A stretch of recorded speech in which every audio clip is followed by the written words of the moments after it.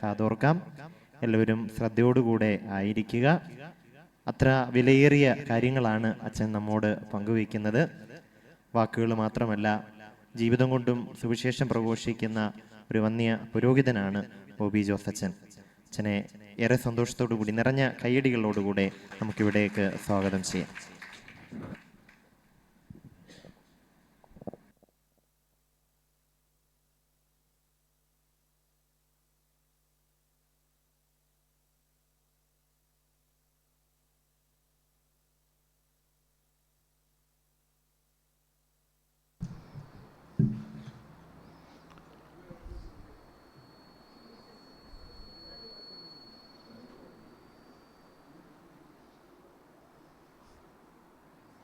നമുക്ക് ഒരു നിമിഷം ഒന്ന് ബുദ്ധിമുട്ടില്ലെങ്കിൽ ഇത്തിരി നേരെ ഇരുന്ന് ഒന്ന് കണ്ണുപൂട്ടി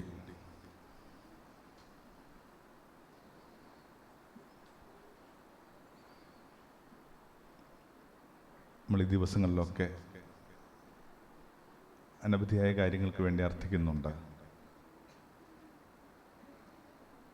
യേശു പറഞ്ഞൊരു കാര്യം നമ്മൾ ചിലപ്പോൾ ശ്രദ്ധിക്കാതെ പോയിട്ടുണ്ടാവും. ചോദിക്കുന്നതൊക്കെ നിങ്ങൾക്ക് തരുമെന്ന് ഉറപ്പ് നൽകിയിട്ടും നിങ്ങൾ എന്തുകൊണ്ട് പരിശുദ്ധാത്മാവിന് വേണ്ടി പ്രാർത്ഥിക്കുന്നില്ല? Why don't you ask for the Holy Spirit?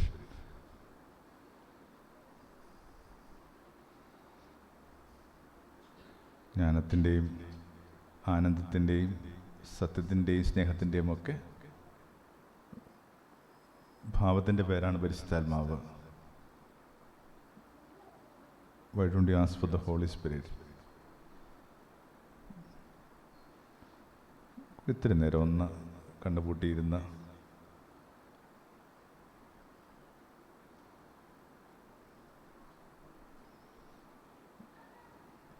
മനസ്സിനെയും ശരീരത്തെയും ഒക്കെ കുറെ കൂടി സമാധാനത്തിലാക്കണമെന്ന് പ്രാർത്ഥിക്കാം.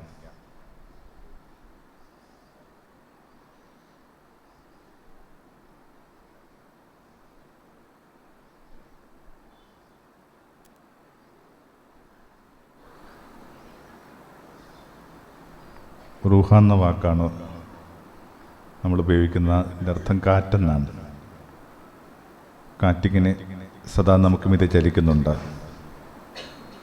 ആ കാറ്റ് ശ്വാസമാകുമ്പോൾ വിളിക്കുന്ന വാക്കാണ് ആത്മാഭിഷേകം. The wind becomes your breath.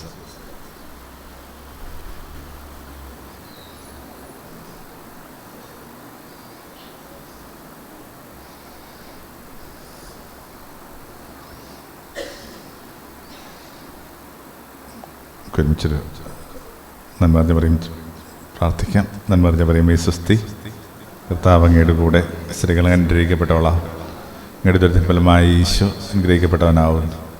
പരിശുദ്ധ പറയുമ്പോൾ തമ്പുരാൻ്റെ അമ്മ, പാപികളായ ഞങ്ങൾ ഇപ്പോഴും ഞങ്ങളുടെ മരണസമയത്തും തമ്പുരാനോട് അപേക്ഷിക്കണമേ. പിതാവിനും പുത്രനും പരിശുദ്ധാത്മാവിനും സ്തുതി. നമുക്ക് പരസ്പരം അഭിവാദ്യം ചെയ്യാം. ഈശോ ശക്തിയായിരിക്കട്ടെ.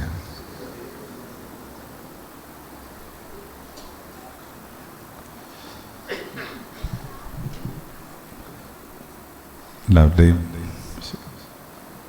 ആശീർവാദം പ്രാർത്ഥിച്ചുകൊണ്ട് നമുക്കൊരു 2 ചെറിയ യൂണിറ്റുകളായിട്ട് ഇന്നത്തെ ഒരു സുവിശേഷ ചിന്തയെ കാണാമെന്ന് കരുതുക. വലിയ വേദപുസ്തകമാണ്. ആ വലിയ വേദപുസ്തകത്തിലെ ഏറ്റവും കഠിനമായ ഭാഗം എന്താണെന്നാണ് നിങ്ങൾ കരുതുന്നത്? അത് മാത്യു 7:22-24. എന്താണത്? അന്തിമ ദിനങ്ങളിൽ നിങ്ങൾ എൻ്റെ അടുക്കൽ വന്നിട്ട് പറയും, ഞാൻ നിൻ്റെ നാമത്തിൽ പഠിപ്പിച്ചിട്ടുണ്ട്, രോഗശാന്തി കൊടുത്തിട്ടുണ്ട്, അത്ഭുതങ്ങൾ ചെയ്തിട്ടുണ്ട്, ഭൂതങ്ങൾ ഉച്ചാരണം ചെയ്തിട്ടുണ്ടൊക്കെ പറയുമ്പോൾ ഞാൻ നിന്നോട് പറയും, ഞാൻ നിന്നെ ഒരിക്കലും അറിഞ്ഞിട്ടില്ല. എന്തുമാത്രം എന്നെ കേട്ടുകൊണ്ടിരിക്കുന്ന ഈ 10-60 പേർക്ക് അല്ലെങ്കിൽ 100 പേർക്ക് അത് ബുദ്ധിമുട്ട് തരുന്ന എനിക്ക് അറിഞ്ഞുകൂടാ. ഇതെനിക്ക് തരുന്ന സംഘർഷം സ്വാഭാവികമായിട്ടും കഠിനമാണ്. ചെറിയ പ്രായം തൊട്ടൊക്കെ ഇങ്ങനെ ആസ്വദിച്ചേരുക, ഈ ഒരു പ്രായത്തോളം എത്തുക, 10-40 വർഷമായിട്ടെങ്കിലും ഇങ്ങനെ ചെറിയ പ്രായം തൊട്ട് കണക്കാക്കുകയാണെങ്കിൽ ഇതിൻ്റെയൊക്കെ പരിസരത്തുണ്ടായിരുന്നു. അങ്ങനെ ഒരു മധ്യവയസ്സിലെത്തുമ്പോൾ എന്നെ അലട്ടുന്ന ഏറ്റവും വലിയ പ്രശ്നം ഇതാണ്. എനിക്കറിയാമെന്ന് ഞാൻ വിചാരിക്കുന്ന, എനിക്കറിയാമെന്നൊരു പക്ഷേ നിങ്ങൾ വിചാരിക്കുന്ന ഒരാൾക്ക് എന്നെ അറിയാമോ? ഇല്ലെങ്കിലോ? ഇപ്പം നമ്മൾ ചവിട്ടി നിൽക്കുന്ന ഇത്തിരി മണ്ണിങ്ങനെ ഒലിച്ചു പോകുന്നു, പിടിച്ചാൽ ഒറ്റക്കമ്പ് ഒടിഞ്ഞു പോകുന്നു. പൊതുവെ നമ്മൾ ധ്യാനത്തെക്കുറിച്ചൊക്കെ വിചാരിക്കുന്നത് യേശുവിനെക്കുറിച്ച് കൂടുതലായിട്ട് അറിയാൻ വേണ്ടിയാണ്. യേശുവിനെക്കുറിച്ച് ഇപ്പം നിങ്ങൾക്ക് എന്താ കൂടുതലായിട്ട് അറിയേണ്ടത്? നമുക്കെല്ലാം തന്നെ അറിയത്തില്ലേ? ഈയൊരു 2 ദിവസം നമുക്ക് ആ ചിന്ത ഒന്ന് വേറൊരു ആംഗിളിൽ നിന്ന് കണ്ടാൽ നല്ലതാണ്. യേശുവിന് എന്നെ അറിയാവോ? ഇല്ലെങ്കിലോ? എവിടെയാ ഇതൊക്കെ ഇങ്ങനെ പാളുന്നത്? ഈ പറഞ്ഞ കാര്യത്തിനകത്തല്ല. ഒരാളിങ്ങനെ യേശുവിന് വേണ്ടി ജീവിക്കുന്നു, യേശുവിന് വേണ്ടി ഇന്ന കാര്യങ്ങൾ ചെയ്യുന്നൊക്കെ പറയുന്നതിനകത്ത് ഇപ്പം എന്താ കുഴപ്പം? ഗാന്ധിയുടെയൊക്കെ ജീവിതത്തെ മാറ്റിമറിച്ച ഒറ്റ വാക്കാണ്, ഔന്നത്യമുള്ള കാര്യങ്ങൾക്ക് വേണ്ടി ആത്മാർപ്പണം ചെയ്യുക. അങ്ങനെയെങ്കിൽ തൽക്കാലം ഈ ഭൂമിയിൽ യേശുവിനുള്ള ഔന്നത്യമുള്ളൊരു കാരണമില്ല. അപ്പം അതുമായിട്ട് അടുത്തോ അകന്നോ ഒക്കെ ബന്ധപ്പെട്ട് ജീവിക്കുന്നവർക്ക് ഇത്തിരി ഹുങ്ക് പറഞ്ഞാലും കുഴപ്പമില്ല. പക്ഷെ പ്രശ്നം എന്താണ്? നമ്മൾ പറയുന്നതല്ല. നമ്മൾ ഇപ്പം എൻ്റെ തൊട്ടുമുമ്പിൽ തന്നെ ഒരു 10-100 പേരിങ്ങനെ നോക്കിയിരിപ്പുണ്ട് എന്നെ ശ്രദ്ധയോടുകൂടി. നിങ്ങൾ കൈവശം ഒരു നോട്ട് പുസ്തകത്തിൽ കൊള്ളാമെന്ന് എഴുതുകയാണെങ്കിൽ അതിനെല്ലായിടത്തും കൊള്ളാമെന്ന് മാത്രമേ അർത്ഥമുള്ളൂ. പക്ഷെ കൊള്ളാമെന്ന് പറയുമ്പോൾ 100 പേർക്ക് 100 അർത്ഥമാണ് അല്ലേ?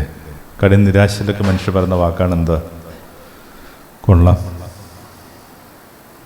നമ്മളിതിനെ വിളിക്കുന്ന വാക്ക് ശരീരഭാഷ എന്നാണ്. ഈ പറഞ്ഞതിൻ്റെ പ്രശ്നമല്ല, ഈ പറഞ്ഞതിൻ്റെ ശരീരഭാഷയ്ക്ക് എന്തോ കുഴപ്പമുണ്ട്. ശരീരം കൊണ്ട് മാത്രം നമുക്ക് ആരെയും കളിപ്പിക്കാൻ പറ്റത്തില്ല.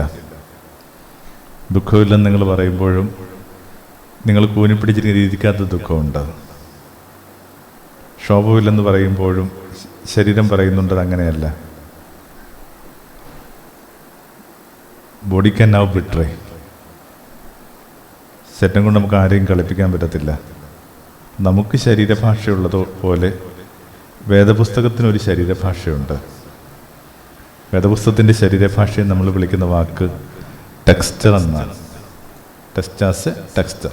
എന്നെ അലട്ടുന്ന ഈ ഒരു സുവിശേഷ ഭാഗത്തിൻ്റെ ശരീരഭാഷയുടെ അപാകതകൾ എന്തെന്ന് ഒന്ന് വളരെ വേഗത്തിലൊന്ന് കണ്ടിട്ട് നമുക്ക് ആദ്യത്തെ യൂണിറ്റ് അവസാനിപ്പിക്കാൻ കരുതുക.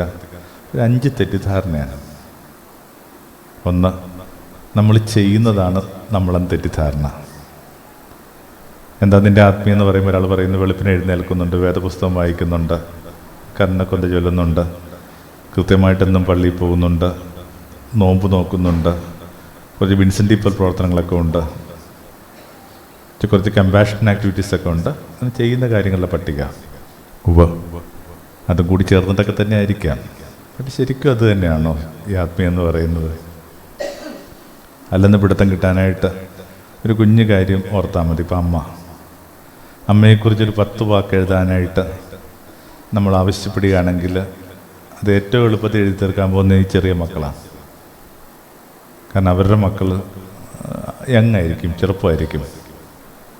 അപ്പോൾ കുഞ്ഞുങ്ങൾക്ക് അമ്മ ചെയ്യുന്ന 10 ക്രിയകൾ ചെയ്താൽ മാത്രം, എഴുതി വെച്ചാൽ മാത്രമേ. നമ്മൾ വെളുപ്പിനെ എഴുന്നേൽക്കുന്നുണ്ട്, ഞങ്ങൾ വിളിച്ചുണർത്തുന്നുണ്ട്, കാപ്പി തിളപ്പിച്ച് തരുന്നുണ്ട്, സ്കൂളിലേക്ക് ടിഫിൻ തന്നു വിടുന്നുണ്ട്. അങ്ങനെ 10 ക്രിയകൾ മക്കൾക്ക് എഴുതാൻ പറ്റും. പക്ഷേ ഈ കൂടുതൽ ഭൂരിഭാഗം പേരും 50 വയസ്സിനോട് അപ്പുറം ഇപ്പുറമൊക്കെ ഉള്ളവരാണ്. അവരവരുടെ അമ്മയെക്കുറിച്ച് എന്നാ എഴുതും? അമ്മ ഇപ്പോൾ ഉണ്ടെങ്കിൽ ഒന്നും ചെയ്യുന്നുണ്ടാവില്ല. അപ്പം എൻ്റെ കാര്യത്തിൽ അമ്മ മരിച്ചുപോയി. പക്ഷെ മരിക്കുന്നതിന് 10 വർഷം മുമ്പ് തൊട്ട് അമ്മ ഇങ്ങനെ കിടപ്പിലായിരുന്നു. അമ്മ വീടിനകത്തൊന്നും ചെയ്യുന്നുണ്ടായിരുന്നില്ല. എന്നിട്ടോ ഒരു ദിവസം ഒന്നും ചെയ്യാത്ത ഈ അമ്മ അങ്ങ് മരിച്ചുപോയി. പെട്ടെന്ന് ആ വീടിനകത്തേക്ക് എന്തൊരു ഇരുട്ടാ വന്ന് വീണത്. നമുക്ക് ആ വീടിൻ്റെ മുറ്റത്തുകൂടി പോകാനായിട്ട് പേടിയുണ്ട്. ഇങ്ങനെ അവിടെയൊക്കെ ഇങ്ങനെ പുല്ലുമുടി കിടക്കുകയാണ്. അമ്മയെന്നൊരു കാരണം കൊണ്ടായിരുന്നു ആ വീട്ടിലേക്കുള്ള വഴി ഇങ്ങനെ സജീവമായത്. അമ്മയില്ല. എങ്ങനത്തെ അമ്മ? ഒരു കാപ്പി പോലും തിളപ്പിച്ച് തരാൻ പറ്റാത്ത അമ്മ. ശരിക്കും അമ്മ എന്താണ്? അമ്മ ചെയ്യുന്ന കാര്യങ്ങളല്ല, അതുപോലെ നിങ്ങൾ ചെയ്യുന്ന കാര്യങ്ങളല്ല. നേരത്തെ പിടുത്തം കിട്ടിയവർ ഭാഗ്യവാന്മാർ. ഇല്ലെങ്കിൽ ആരോഗ്യം ക്ഷയിക്കുമ്പോൾ, ജോലി തീരുമ്പോൾ, അഴക് മങ്ങുമ്പോൾ, വാർദ്ധക്യം വരുമ്പോൾ, സ്ട്രോക്ക് സംഭവിക്കുമ്പോൾ ഒക്കെ നിങ്ങൾ തകർന്നു പോകും. ഇപ്പോൾ ഒന്നാം പാഠം ഇത്രയേ ഉള്ളൂ: നിങ്ങൾ ചെയ്യുന്നതല്ല നിങ്ങൾ. അതുകൊണ്ടാണ് ഒത്തിരി ചെയ്തുകൊണ്ടിരുന്നൊരു സ്ത്രീയോട് യേശു പറഞ്ഞു, മാർത്ത മാർത്ത, നീ വെറുതെ ഇരിക്കാൻ പഠിക്ക്, വെറുതെ ഇരിക്കാൻ പഠിക്ക്. ജീവിതം ഇത്രയും ക്രിയകൾ അർഹിക്കുന്നില്ല. എന്നിട്ട് കാൽപാദത്തിൽ ഇങ്ങനെ കണ്ടുപൂട്ടിയിരുന്ന സ്ത്രീയെ ചൂണ്ടിക്കാണിച്ചിട്ട് പറഞ്ഞു, അവൾ ജീവൻ്റെ നല്ലംശം തിരഞ്ഞെടുത്തിരിക്കുന്നു. അപ്പം എന്താ ഈ ജീവൻ്റെ നല്ലംശം? ഇങ്ങനെ ഓടിക്കൊണ്ടിരിക്കുന്നതാണോ അതോ കണ്ണുപൂട്ടിയിരിക്കുന്നതാണോ? Martha Martha. വളരെ പ്രധാനപ്പെട്ട കാര്യങ്ങൾ പറയാൻ ആഗ്രഹിക്കുമ്പോഴൊക്കെ നമ്മുടെ ഗുരുവിനൊരു പ്രത്യേകത ഉണ്ടായിരുന്നു. ഇങ്ങനെ പേര് റിപ്പീറ്റ് ചെയ്യും. ശമയോനെ ശമയോനെ, സാവൂൾ സാവൂൾ, പിന്നെ ഒരെണ്ണം കൂടെ ഉണ്ടല്ലോ, ജെറൂസലേം ജെറൂസലേം. അങ്ങനെ പേര് ആവർത്തിച്ച് പറയുന്ന 4 വചസ്സുകളിലൊന്നാണ് എന്താ? Martha Martha. ഓരോരുത്തർ അവരവരുടെ ബൈബിളിൽ ആ മാർത്ത മാർത്ത ഇങ്ങനെ പെൻസിൽ കൊണ്ട് വെട്ടിയിട്ട് സ്വന്തം പേരെഴുതി വെക്കണം. ഹരി ഹരി, മറിയ മറിയ, നിഷ നിഷ. ഈ വെറുതെ ഇരിക്കാൻ പഠിക്കും. എന്തിനേയും നല്ല ഭാഗം ഈ വെറുതെ ഇരിക്കുന്നതാണ്. ഇപ്പം ദാമ്പത്യത്തിൻ്റെ ഒക്കെ നല്ല ഭാഗം എന്താണ്? പരമാവധി വെറുതെ കൂടെ ഇരിക്കുക. പാരൻറ്റിങ്ങിൻ്റെ, കുട്ടികളെ വളർത്തുന്ന നല്ല ഭാഗം എന്താണ്? പരമാവധി കുഞ്ഞുങ്ങളുടെ കൂടെ ഇരിക്കുക. അത്രയൊക്കെ ഉള്ളു ഈ പറയുന്നത്. അതുപോലെ ആത്മീയത്തിൻ്റെ നല്ല ഭാഗം എന്ന് പറയുന്നത് വെറുതെ ഇങ്ങനെ കണ്ണുപൂട്ടിയിരിക്കുക എന്നുള്ള ഒന്നതാണ്.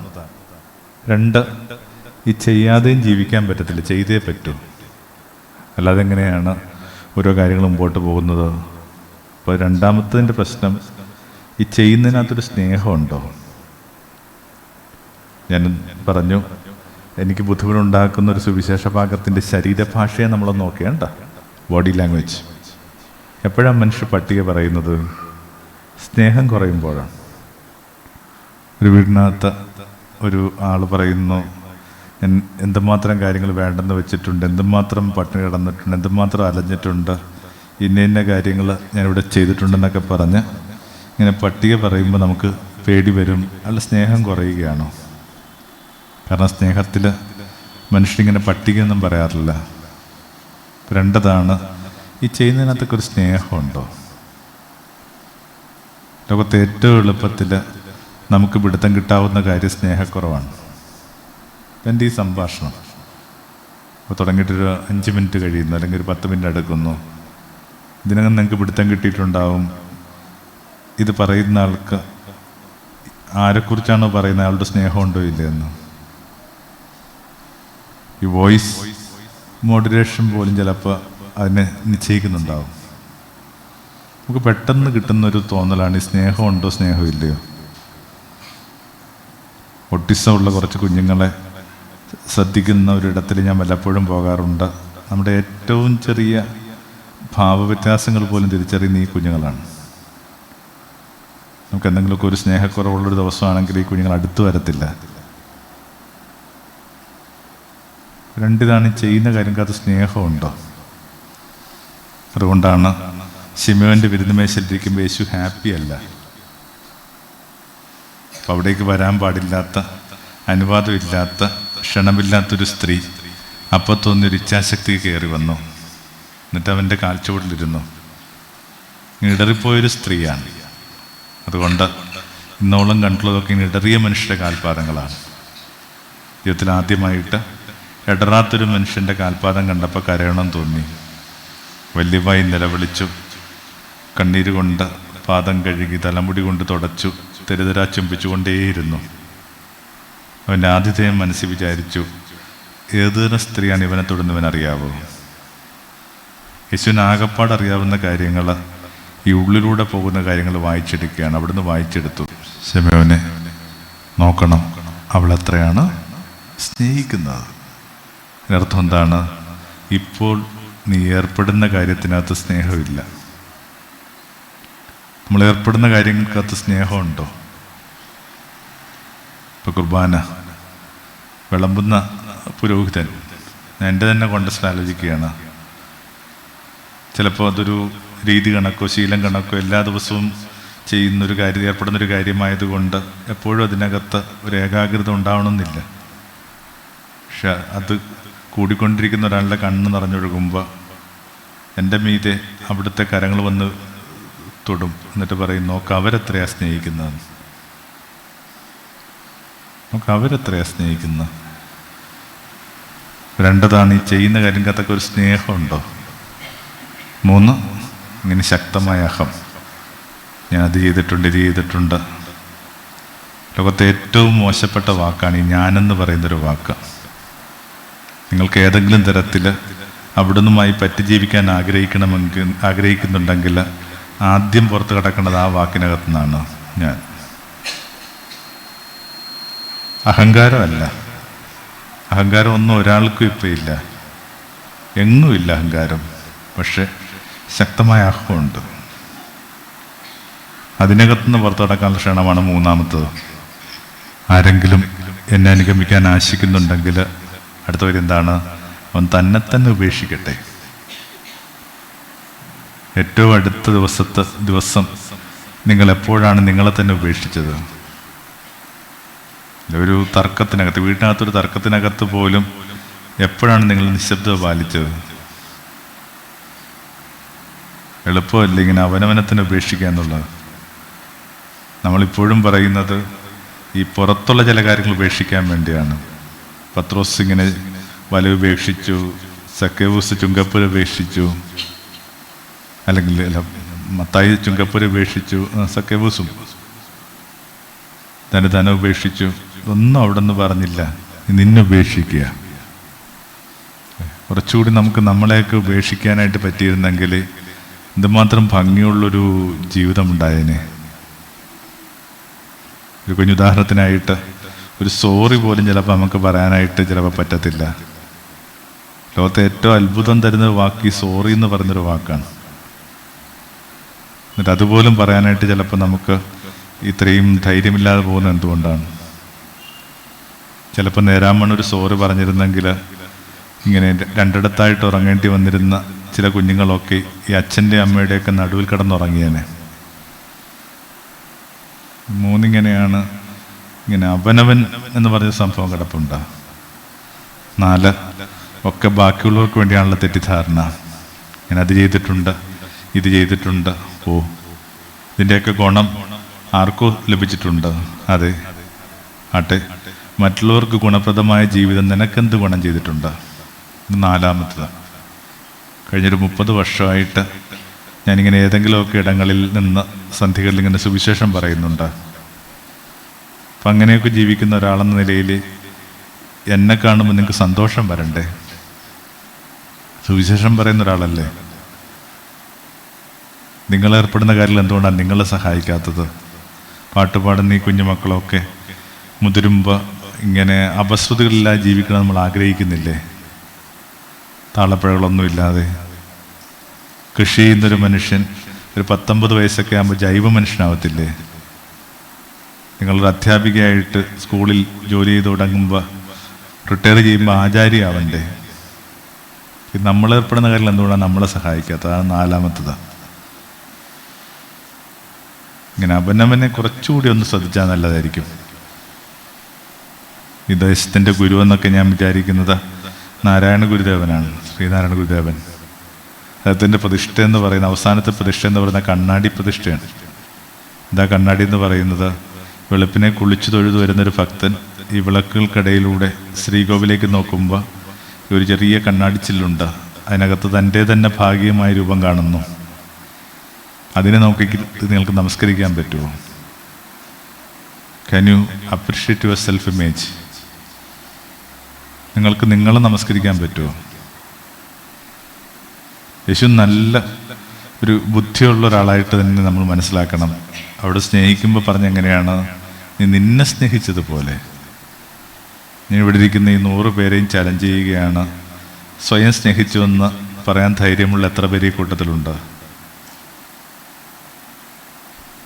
കുഞ്ഞുങ്ങൾക്ക് വേണ്ടി ജീവിച്ചു, കുടുംബത്തിന് വേണ്ടി ജീവിച്ചു എന്നൊക്കെ പറയുന്നതിനിടയിൽ നിങ്ങൾ എപ്പോഴാണ് നിങ്ങളെ സ്നേഹിച്ചത്?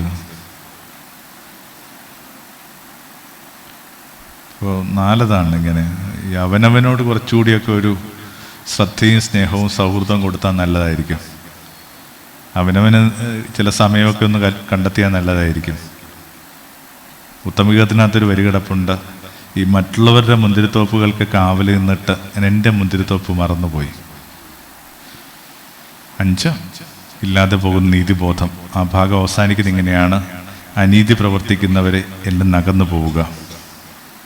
വേദപുസ്തകത്തിൻ്റെ ഏറ്റവും അടിസ്ഥാന മൂല്യം എന്ന് പറയുന്നത് നീതിബോധമാണ്. ഔസേപ്പിനെ കുറിച്ചൊക്കെ, ഔസേപ്പിതാവിനെ കുറിച്ച് നമ്മൾ എന്താ പറയുന്നത്? അയാൾ നീതിമാനായിരുന്നു. ഒറ്റ വാക്ക് മതി. കരുണ സ്നേഹമൊക്കെ പറയാനായിട്ട് അവിടെ നിൽക്കട്ടെ. നമ്മൾ നീതിയുള്ള മനുഷ്യരാണോ? വേദപുസ്തകത്തിൻ്റെ അടിസ്ഥാന മൂല്യങ്ങൾ എന്ന് പറയുന്നത് നീതിയാണ്. അഷ്ടഭാഗ്യം നമുക്കറിയാം, അങ്ങനെയല്ലേ? നിങ്ങൾ അനുഗ്രഹീതർ നിങ്ങൾ 8 പ്രാവശ്യം പറയുന്ന സംഭവമാണ് നമ്മുടെ ഈ അഷ്ടഭാഗ്യം എന്ന് പറയുന്നത്. ഈ അഷ്ടഭാഗ്യം എന്ന് പറയുന്ന ഒരു ദിവസം യേശു വന്നിട്ട് ഇങ്ങനെ 8 കാര്യങ്ങൾ ഒരുമിച്ച് പറഞ്ഞെന്നുള്ളതല്ല. ഒരായുസ്സിൽ യേശു പറയാൻ ശ്രമിച്ച കാര്യങ്ങളെല്ലാം കൂടി ചേർത്ത് ഇങ്ങനെ വാറ്റിയെടുത്താണ് അഷ്ടഭാഗ്യം. ഈ പുൽത്തൈലമൊക്കെ വാറ്റുന്ന കണക്ക് എത്ര കെട്ട് പുല്ലിട്ട് വാറ്റിയാലാണ് ഒരിത്തിരി സുഗന്ധം കിട്ടുന്നത്. അപ്പം അങ്ങനെ വാറ്റിയെടുത്തതിൻ്റെ പേരാണെന്ത്? അഷ്ടഭാഗ്യം. അത് മൂല്യങ്ങളുടെ മൂല്യമാണ്, യേശുവിൻ്റെ മൂല്യങ്ങളുടെ ഒരു സമാഹരണം. എന്നിട്ട് നമ്മൾ പറയുന്ന കണക്ക് 8 മൂല്യങ്ങളില്ല, പേര് സൂചിപ്പിക്കുന്ന അഷ്ടമില്ല, 7 മൂല്യങ്ങളേ ഉള്ളൂ. എന്താ കാര്യം? ഒരെണ്ണം ആവർത്തനമാണ്. ഏതാണത്? നീതി. നീതിക്ക് വേണ്ടി വിശന്നവർ ഭാഗ്യവാന്മാർ, നീതിക്ക് വേണ്ടി പരിക്കേറ്റവർ ഭാഗ്യവാന്മാർ. അത്ര നീതിക്ക് വേണ്ടി വിശക്കുകയും പരിക്കേൽക്കുകയൊക്കെ ചെയ്ത മനുഷ്യരായിരുന്നു നമ്മൾ. എന്താ നീതി എന്ന് പറയുന്നത്? അവനവൻ്റെ പരിസരത്തിലുള്ളവർക്ക് അർഹിക്കുന്ന കാര്യങ്ങൾ ഉറപ്പുവരുത്താൻ വിളിക്കുന്ന വാക്കാണ് നീതിബോധം. നിങ്ങളൊരു വീടിൻ്റെ കോണ്ടസ്റ്റിൽ, വീടിൻ്റെ പശ്ചാത്തലത്തിൽ ചിന്തിക്കുകയാണെങ്കിൽ, കഞ്ഞി തിളക്കുമ്പോൾ ആദ്യത്തെ ഒരു കോപ്പ കഞ്ഞി കിടപ്പ് രോഗികൾക്ക്, വയോധികർക്ക് കൊണ്ടേ കൊടുക്കുന്നതാണ് നീതിബോധം. വീടിൻ്റെയൊക്കെ ഒരു സാധാരണ രീതി അനുസരിച്ചിട്ട് ആദ്യം കുഞ്ഞുങ്ങൾക്ക്, പിന്നെ മുതിർന്നവർക്ക്, പിന്നെയാണ് നമ്മുടെ ഒരു കുറച്ചുകൂടി സൗകര്യമൊക്കെ നോക്കിയിട്ട് നമ്മളിങ്ങനെ ഈ കിടക്കുന്നവരുടെ അടുക്കലേക്ക് പോകുന്നത്. നല്ലതുപോലെ തണുത്ത തൊണ്ടയാണ് അവരുടേത്, അവർക്ക് തണുത്ത കഞ്ഞി നല്ലതല്ല. അപ്പം അതാണ് നീതിബോധം. ഈ പരിസരത്തിലുള്ളവർക്ക് എന്താണോ പ്രധാനപ്പെട്ടത് കണ്ടെത്തി കൊടുക്കുക എന്നുള്ളതാണ്. നിങ്ങളുടെ വിവാഹിതനായ ഒരാളാണെങ്കിൽ അവളെ കേൾക്കുക എന്നുള്ളതാണ് നീതിബോധം. കാരണം സ്ത്രീയുടെ ഏറ്റവും അടിസ്ഥാന ആവശ്യങ്ങളിലൊന്ന് കേൾക്കപ്പെടുക എന്നുള്ളതാണ്. എത്ര കാലമായി ഒരാൾ അയാളുടെ സ്ത്രീയെ കേട്ടിട്ട് അവരെന്തെങ്കിലുമൊക്കെ പറഞ്ഞു തുടങ്ങുമ്പോൾ തന്നെ നമ്മൾ പറയുന്നു, ഇതെങ്ങനെ നീട്ടിയും പരത്തിയും പറയേണ്ട കാര്യം മാത്രം പറ. അങ്ങനെ പറഞ്ഞു തുടങ്ങുന്നതിനേക്കാൾ മുമ്പേ മനുഷ്യരെ വിലക്കുന്ന രീതിയൊക്കെ നമുക്കുണ്ട്. യേശു നല്ല പുരുഷനായിരുന്നു. അതുകൊണ്ടാണ് വേദപുസ്തകത്തിലെ ഏറ്റവും എന്ത് ചെയ്യുന്നുണ്ട്, നല്ലൊരു ഭാഗമായിട്ട്, ഏറ്റവും നല്ല പുരുഷൻ്റെ അടയാളമായിട്ട് ഞാൻ കണക്കാക്കുന്നത് ആ സമരിയയിലെ സംഭാഷണമാണ്. യേശു ഇങ്ങനെ കിണറ്റിൻ ചുവട്ടിലിരിക്കുകയാണ് ഒരു നട്ടുച്ചയ്ക്ക്. എന്നിട്ട് അവളുമായിട്ട് ഇങ്ങനെ മണിക്കൂറുകളോളം സംഭാഷണത്തിൽ ഏർപ്പെടുകയാണ്. നമ്മൾ പറയും അങ്ങനെയൊന്നും പറയുന്നില്ല മണിക്കൂറുകളെന്നൊക്കെ, അങ്ങനെ പറയുന്നില്ല. ശിഷ്യന്മാർ മറ്റൊരു ഗ്രാമത്തിൽ പോയിട്ട് ഭക്ഷണം കൊണ്ടുവരുന്ന ഇടവേളയിൽ യേശു അവളോട് മിണ്ടിക്കൊണ്ടിരുന്നു. മിഡിൽ ഈസ്റ്റിൻ്റെ ഒരു ഭൂപടം എടുക്കുമ്പോൾ നിങ്ങൾക്ക് അറിയാൻ പറ്റും, ഒരു ഗ്രാമവും വേറൊരു ഗ്രാമവും തമ്മിലുള്ള അകലം. ആ ദൂരം താണ്ടി അവരെത്തുവോളം അവിടുന്ന് അവളെ ഇങ്ങനെ കേട്ടുകൊണ്ടേയിരുന്നു. അങ്ങനെ താൻ നല്ല പുരുഷനാണെന്ന് തെളിയിച്ചു. ഞാൻ ചെറിയ റൊട്ടറി സെൻറ്ററിലാണ് കുറച്ച് കാലമായിട്ട് ഇങ്ങനെ ചില കാര്യങ്ങൾ ഏർപ്പെടുന്നത്. റിട്രീറ്റിന് വന്ന ഒരാൾ റിട്രീറ്റ് കഴിഞ്ഞപ്പോൾ എൻ്റെ മുറിയിലോട്ട് വന്നിട്ട് പറഞ്ഞു, അച്ഛാ, അമ്മ കുറച്ച് വർഷമായിട്ടിങ്ങനെ തളർന്നു കിടക്കുകയാണ്. കുറച്ച് സാമ്പത്തിക പ്രശ്നങ്ങളൊക്കെ ഉള്ളതുകൊണ്ട് അമ്മയെ കാര്യമായിട്ട് ശ്രദ്ധിക്കാൻ പറ്റിയിട്ടില്ല. പക്ഷെ ഇവിടെ ഇരുന്ന് ചില കാര്യങ്ങളൊക്കെ കേട്ട് തുടങ്ങിയപ്പോൾ ഒരു കാര്യം ഉറപ്പിച്ചു, അമ്മയ്ക്ക് ഇനി എത്ര നാളുണ്ടെന്ന് അറിഞ്ഞുകൂടാ. എത്ര നാളുണ്ടെങ്കിലും മരിക്കോളം അമ്മയെ മഹാറാണിയെ നോക്കുന്നതൊക്കെ നോക്കാം അച്ഛാ. എന്നിട്ട് കുരിശ് വരച്ച് കണ്ണു ഉടച്ച് മുണ്ടുമടക്കി കുത്തി പുറത്തേക്ക് പോകുന്ന ഈ ചെറുപ്പക്കാരൻ ചുമട്ടുതൊഴിലാളിയാണ്. ചുമട്ടുതൊഴിലാളിയായ മകൻ പറയുന്നു, മരിക്കോളം അമ്മയെ മഹാറാണി നോക്കുന്നതൊക്കെ നോക്കാം. അല്ല, നീതിബോധം ഉണർന്ന. ചുരുക്കത്തിൽ 5 കാര്യങ്ങളാണ് നമ്മൾ കണ്ട കാര്യങ്ങൾ വെറുതെ നമുക്കൊന്ന് ഓർമ്മയിലേക്ക് കൊണ്ടുവരാം. വേദപുസ്തകത്തിലെ ഏറ്റവും കഠിനമായൊരു ഭാഗമാണ് നമ്മളെടുത്ത് വായിച്ചത്. സമാധാനത്തിൽ അത് വീട്ടിൽ ചെന്നിട്ട് വായിക്കണം. മറ്റേ 7:22-24 എന്താണത്? യേശുവിന് വേണ്ടി വേല ചെയ്തു എന്ന് ഇങ്ങനെ ജീവിതത്തിൽ ഹുങ്കു പറഞ്ഞ ഒരാളോട് യേശു പറഞ്ഞു, ഞാൻ നിന്നെ അറിഞ്ഞിട്ടില്ല. ഇംഗ്ലീഷിൽ വളരെ ഷാർപ്പാണ്. ഐ നെവർ ന്യൂ എന്നാണ് പറയുന്നത്. എന്ന് വെച്ചെന്നാൽ ഇപ്പോഴെന്നല്ല, ഒരു ഘട്ടത്തിലും അറിഞ്ഞിട്ടില്ല. ഞാൻ ബാക്കിയുള്ള പറഞ്ഞ കാര്യങ്ങളൊക്കെ നിങ്ങൾക്ക് ഇങ്ങനെ ചിലപ്പോൾ അങ്ങനെ ഏകാഗ്രമായിട്ടിരിക്കാൻ പറ്റിയില്ലെങ്കിലും കുഴപ്പമില്ല, വിട്ടുകളഞ്ഞേക്ക്. അകപ്പാട് ഇന്നത്തെ ദിവസം ഇത് മാത്രം ആലോചിച്ചാൽ മതി. നമ്മൾ വിചാരിക്കുന്ന കണക്ക് അവിടത്തേക്ക് നമ്മൾ അറിയാവോ? ഇല്ലെങ്കിൽ എന്നാ ചെയ്യും? ഇത് മാത്രമേ ഉള്ളൂ ഇന്നത്തെ ചിന്ത. അതിത്തിരി ഇങ്ങനെ നീട്ടിയും പരത്തിയൊക്കെ പറഞ്ഞ് കാര്യങ്ങൾ മുമ്പോട്ട് പോകുന്നു മാത്രമേ ഉള്ളൂ. അവിടത്തേക്ക് നമ്മൾ അറിയാവോ? അപ്പം ആ പാഠഭാഗത്തിൻ്റെ അപാകതയെക്കുറിച്ചാണ് നമ്മൾ കണ്ടത്. 5 അപാകതയുണ്ട്. 1, നമ്മൾ ചെയ്യുന്നവയാണ് നമ്മളെ തെറ്റിദ്ധാരണ. 2, ഈ ചെയ്യുന്നവയ്ക്ക് ഇല്ലാതെ പോകുന്ന സ്നേഹം. 3, ശക്തമായ അഹം. 4, ഒക്കെ ബാക്കിയുള്ളവർക്ക് വേണ്ടിയാണുള്ള തെറ്റിദ്ധാരണ. 5, ഇല്ലാതെ പോകുന്ന നീതിബോധം. അട്ടെ, ഒരു സുഖമില്ല അല്ലേ? ഒരു പള്ളി പെരുന്നാളിൽ എല്ലാവരും കൂടി ഇങ്ങനെ ഹാപ്പിയൊക്കെ ആയിട്ട് ആ പെരുന്നാൾ ദിവസങ്ങൾക്ക് വേണ്ടിയൊക്കെ ഇങ്ങനെ വളരെ സന്തോഷമായിട്ടൊക്കെ കാത്തിരിക്കുമ്പോൾ എവിടെ നിന്ന് ഒരാൾ കയറി വന്നിട്ട് പറയുകയാണ്, അതെ അവിടത്തേക്ക് നമ്മൾ അറിയത്തില്ല കേട്ടോ എന്ന് പറയുന്നതിനകത്തൊരു സുഖമില്ല. ഇല്ലെന്നേ, അവിടെ നമ്മൾ അറിയും, അല്ലാതെ അവിടെ പോകാനാ. പക്ഷെ ഒരു കാര്യം ഉറപ്പുവരുത്തിയാൽ നല്ലതാണ്, 2 പേർക്കിടയിൽ പിടുത്തം കിട്ടണമെങ്കിലുള്ള ഏറ്റവും അടിസ്ഥാന കാര്യം എന്താണ്? അവർക്കിടയിൽ പൊതുവായിട്ട് എന്തെങ്കിലും ഉണ്ടാവണം. അപ്പം അത്രയേ ഉള്ളൂ ഇന്നത്തെ നമ്മുടെ ധ്യാന വിഷയം. അമ്മയെക്കുറിച്ച് പറയുമ്പോൾ തന്നെ ഞാൻ ഇങ്ങനെ അമ്മയെക്കുറിച്ച് പറയുമ്പോൾ ഈ കുഞ്ഞുങ്ങൾ കാര്യമായിട്ട് അതിനകത്ത് ഇൻവോൾവ് ആയിട്ടില്ല. കാരണം അവരുടെ അമ്മമാർ ചുറിയുറുക്കുള്ള അമ്മമാരാണ്. എന്തെങ്കിലും തരത്തിൽ അതിനകത്തൊന്നിങ്ങനെ കണ്ണു നിറഞ്ഞതൊക്കെ അമ്മ പോയ സ്ത്രീകളും പുരുഷന്മാരും കൂട്ടത്തിലുണ്ട്. അവർ ഞാനുമായിട്ട് കണക്റ്റാകും. അല്ല, ഒരു കാര്യം പിടുത്തം കിട്ടണമെങ്കിൽ ഈ പൊതുവായിട്ട് എന്തെങ്കിലും ഒരു കാര്യം ഉണ്ടാവണം. വേദപുസ്തകന്റെ ഭാഷയിൽ സ്ത്രീയെ എനിക്കും നിനക്കും ഇടയിൽ എന്താണുള്ളത്? ഇതാണ് നമ്മുടെ ആദ്യത്തെ ഒരു യൂണിറ്റിൻ്റെ ധ്യാന വിഷയം. അവിടത്തേക്കും എനിക്കും ഇടയിൽ എന്താ പൊതുവായിട്ടുള്ളത്? What is between us? എന്തോ ഒരു കാര്യം പൊതുവായിട്ടുണ്ട്. അതുകൊണ്ടാണ് ഇങ്ങനെ അത്യാവശ്യത്തിലേറെ വിരസമായ എൻ്റെ ഈ സംഭാഷണം നിങ്ങൾ ശ്രദ്ധിച്ച് കേൾക്കാനൊക്കെ ആയിട്ട് ശ്രമിക്കുന്നത്. എനിക്ക് തന്നെ ഉറക്കം വരുന്നു. ഈ സ്റ്റാൻഡേ പിടിച്ചുകൊണ്ടിരിക്കുന്നുണ്ടല്ലോ, ഇതില്ലെങ്കിൽ ഞാൻ വീഴും ശരിക്കും. അത്ര ഉറക്കം വരുന്നു. എന്നിട്ട് നിങ്ങളിത് കേൾക്കാൻ ശ്രമിക്കുന്നെങ്കിൽ അത് എന്നോടുള്ള മതിപ്പുകൊണ്ടല്ല, അയാൾക്ക് നിങ്ങൾക്കൂടെ എന്തോ കേസ് കേട്ടുണ്ട് അല്ലേ? എന്തെങ്കിലും ഒരു കാര്യം അയാളെക്കുറിച്ച് പറഞ്ഞെന്നിരിക്കും എന്തുകൊണ്ടല്ലേ? What is between us? ഇയാൾക്കും നമുക്കിടയിൽ എന്താ പൊതുവായിട്ട് ഉള്ളത്? ഒരു കൈ ഓട്ടക്കൈയല്ല, എല്ലാ കൈയിലും ഒരു പൊന്നാണ ഇരിപ്പുണ്ട്. ആ പൊന്നാണ എന്താണെന്ന് കണ്ടെത്തിയാൽ മാത്രം മതി. ഓട്ടക്കൈയുടെ ഒരു കൈ കൂട്ടത്തിലില്ല. ചിലപ്പോൾ ഇത്തിരി ബോക്സൊക്കെ വെക്കുന്നുണ്ട്, പുറത്തൊക്കെ ഇരുന്ന് ആരും കേൾക്കുന്നുണ്ടാവും, നിരത്തിലും ഇല്ല. എല്ലാവരുടെ കരങ്ങളിൽ ഒരു പൊന്നാണയമുണ്ട്. അതിങ്ങനെ യേശുബോധവുമായിട്ട് ബന്ധപ്പെട്ടുള്ള നമ്മുടെ സദസ്യതയാണ്. ഒരു 3 കാര്യങ്ങൾ അങ്ങ് പൊതുവായിട്ട് കണ്ടിട്ട് നമുക്ക് ഈ ഒരു സെഷൻ ബ്രേക്ക് ചെയ്യാമെന്നാണ് വിചാരിക്കുന്നത്. ഒന്നിങ്ങനെ പരുക്കൊക്കെ ഉണ്ടാകും. ഇങ്ങനെ പരുക്കേ, are you man with, are you woman with scar? ഉറപ്പായിട്ടും ഇങ്ങനെ പരിക്കുള്ള മനുഷ്യരാണ്. യേശു എനിക്കിടയിൽ ഒന്നാമത്തെ സാദൃശ്യം അതാണ്. ഞങ്ങൾ ഒരുപോലെ പരിക്കേറ്റ മനുഷ്യരാണ്. എനിക്കൊരു അമ്മായി ഉണ്ടായിരുന്നു, 40 വർഷമുള്ള കാര്യം പറയുന്നേ.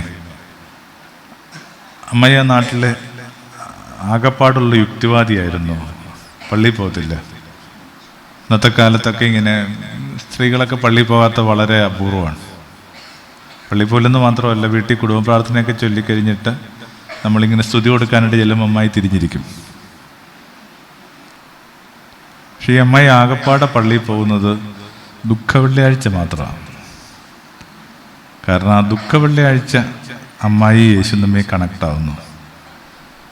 ഞങ്ങളുടെ പള്ളിയിൽ ഇങ്ങനെ യേശുവിൻ്റെ മരിച്ചു കിടക്കുന്ന രൂപമുണ്ട്, പാസ്ക് രൂപം എന്നൊക്കെ പറയും. പൂങ്കാവെന്ന് പറഞ്ഞ പള്ളിയാണ്. ഒരാൾ ശരിക്കും മരിച്ചു കിടക്കണമെന്നൊക്കെ തോന്നുന്നു. ആ ദിവസം രാവിലെ അമ്മായി പോയി പള്ളിയിൽ പോയി നിന്നിട്ട് ഒരു തൂണിൻ്റെ അവിടെ പോയി ഇങ്ങനെ കൂനി പിടിച്ച് നിന്നിട്ട് ഈ പാസ്ക് രൂപം നോക്കി ഒരൊറ്റ ഇരിപ്പിരിക്കും. കാരണം ആ ദിവസം അമ്മായി യേശുവും തമ്മിൽ കണക്ട് ആവുകയാണ്. 2 പേർക്കും പരുക്കുണ്ട്. അല്ലെങ്കിൽ അമ്മായിയുടെ പരുക്ക് ഇയാളുടെ പരുക്കിൽ കാണാൻ ശ്രമിക്കുകയാണ്. കാരണം അത്രയും ബുദ്ധിമുട്ട് അമ്മായിക്ക് ഉണ്ടായി. അമ്മായി 2 വിവാഹം കഴിച്ചു, 2 പേരും മരിച്ചു. ഒരു മകളുണ്ടായിരുന്നു, ആ മകളും മരിച്ചു. പരിക്കേറ്റ സ്ത്രീയാണ്. ആ പരിക്കുകൾ തമ്മിലിങ്ങനെ കണക്ട് ആവും. കുരിശതിൻ്റെ അടയാളോ, പരിക്കിൻ്റെ അടയാളോ അല്ലേ? എന്തെങ്കിലുമൊക്കെ യേശുവിനെ കുറിച്ചൊരു സംശയം വരുമ്പോൾ യേശു എപ്പോഴും പറഞ്ഞൊരു വാക്കാണ് എന്ത്? വരൂ എൻ്റെ ക്ഷതം കാണു, വരൂ എൻ്റെ ക്ഷതം കാണു. ആരെ കൂട്ടത്തിൽ ക്ഷതമില്ലാത്ത മനുഷ്യർ? ഒന്നതാണ് ടിക്ക്. നമ്മൾ കുറച്ച് പുള്ളിയായിട്ട് ഒത്തു. 2 പേർക്കിടയിൽ പിടുത്തം കിട്ടണമെങ്കിൽ അവരുടെ ഭാഷ ഒന്നായിരിക്കണം. യേശുവിൻ്റെ ഭാഷയെ വിളിക്കുന്ന വാക്ക് സുവിശേഷം എന്നാണ്. എന്താ സുവിശേഷം എന്ന് പറയുന്നത്? ഇങ്ങനെ മെഴുതിരിയൊക്കെ വെട്ടത്തിൽ ഇങ്ങനെ പള്ളിയിൽ നിന്നൊക്കെ നമ്മൾ വായിച്ച് കേൾക്കുന്നത് മാത്രമല്ല സുവിശേഷം എന്ന് പറയുന്നത്. ആ വാക്കിൻ്റെ യഥാർത്ഥ ആശയം എന്ന് പറയുന്നത് ലിബറേറ്റിംഗ് വേർഡാണ്. മുക്തി കൊടുക്കുന്ന ഭാഷയാണെന്ത്? സുവിശേഷം. സാരമില്ല, പോട്ട, വിട്ടുകള, എന്തൊക്കെ എന്നേ മറന്നു, അതിൻ്റെ പേരാ സുവിശേഷം എന്ന് പറയുന്നത്, ലിബറേറ്റിംഗ് വേർഡ്.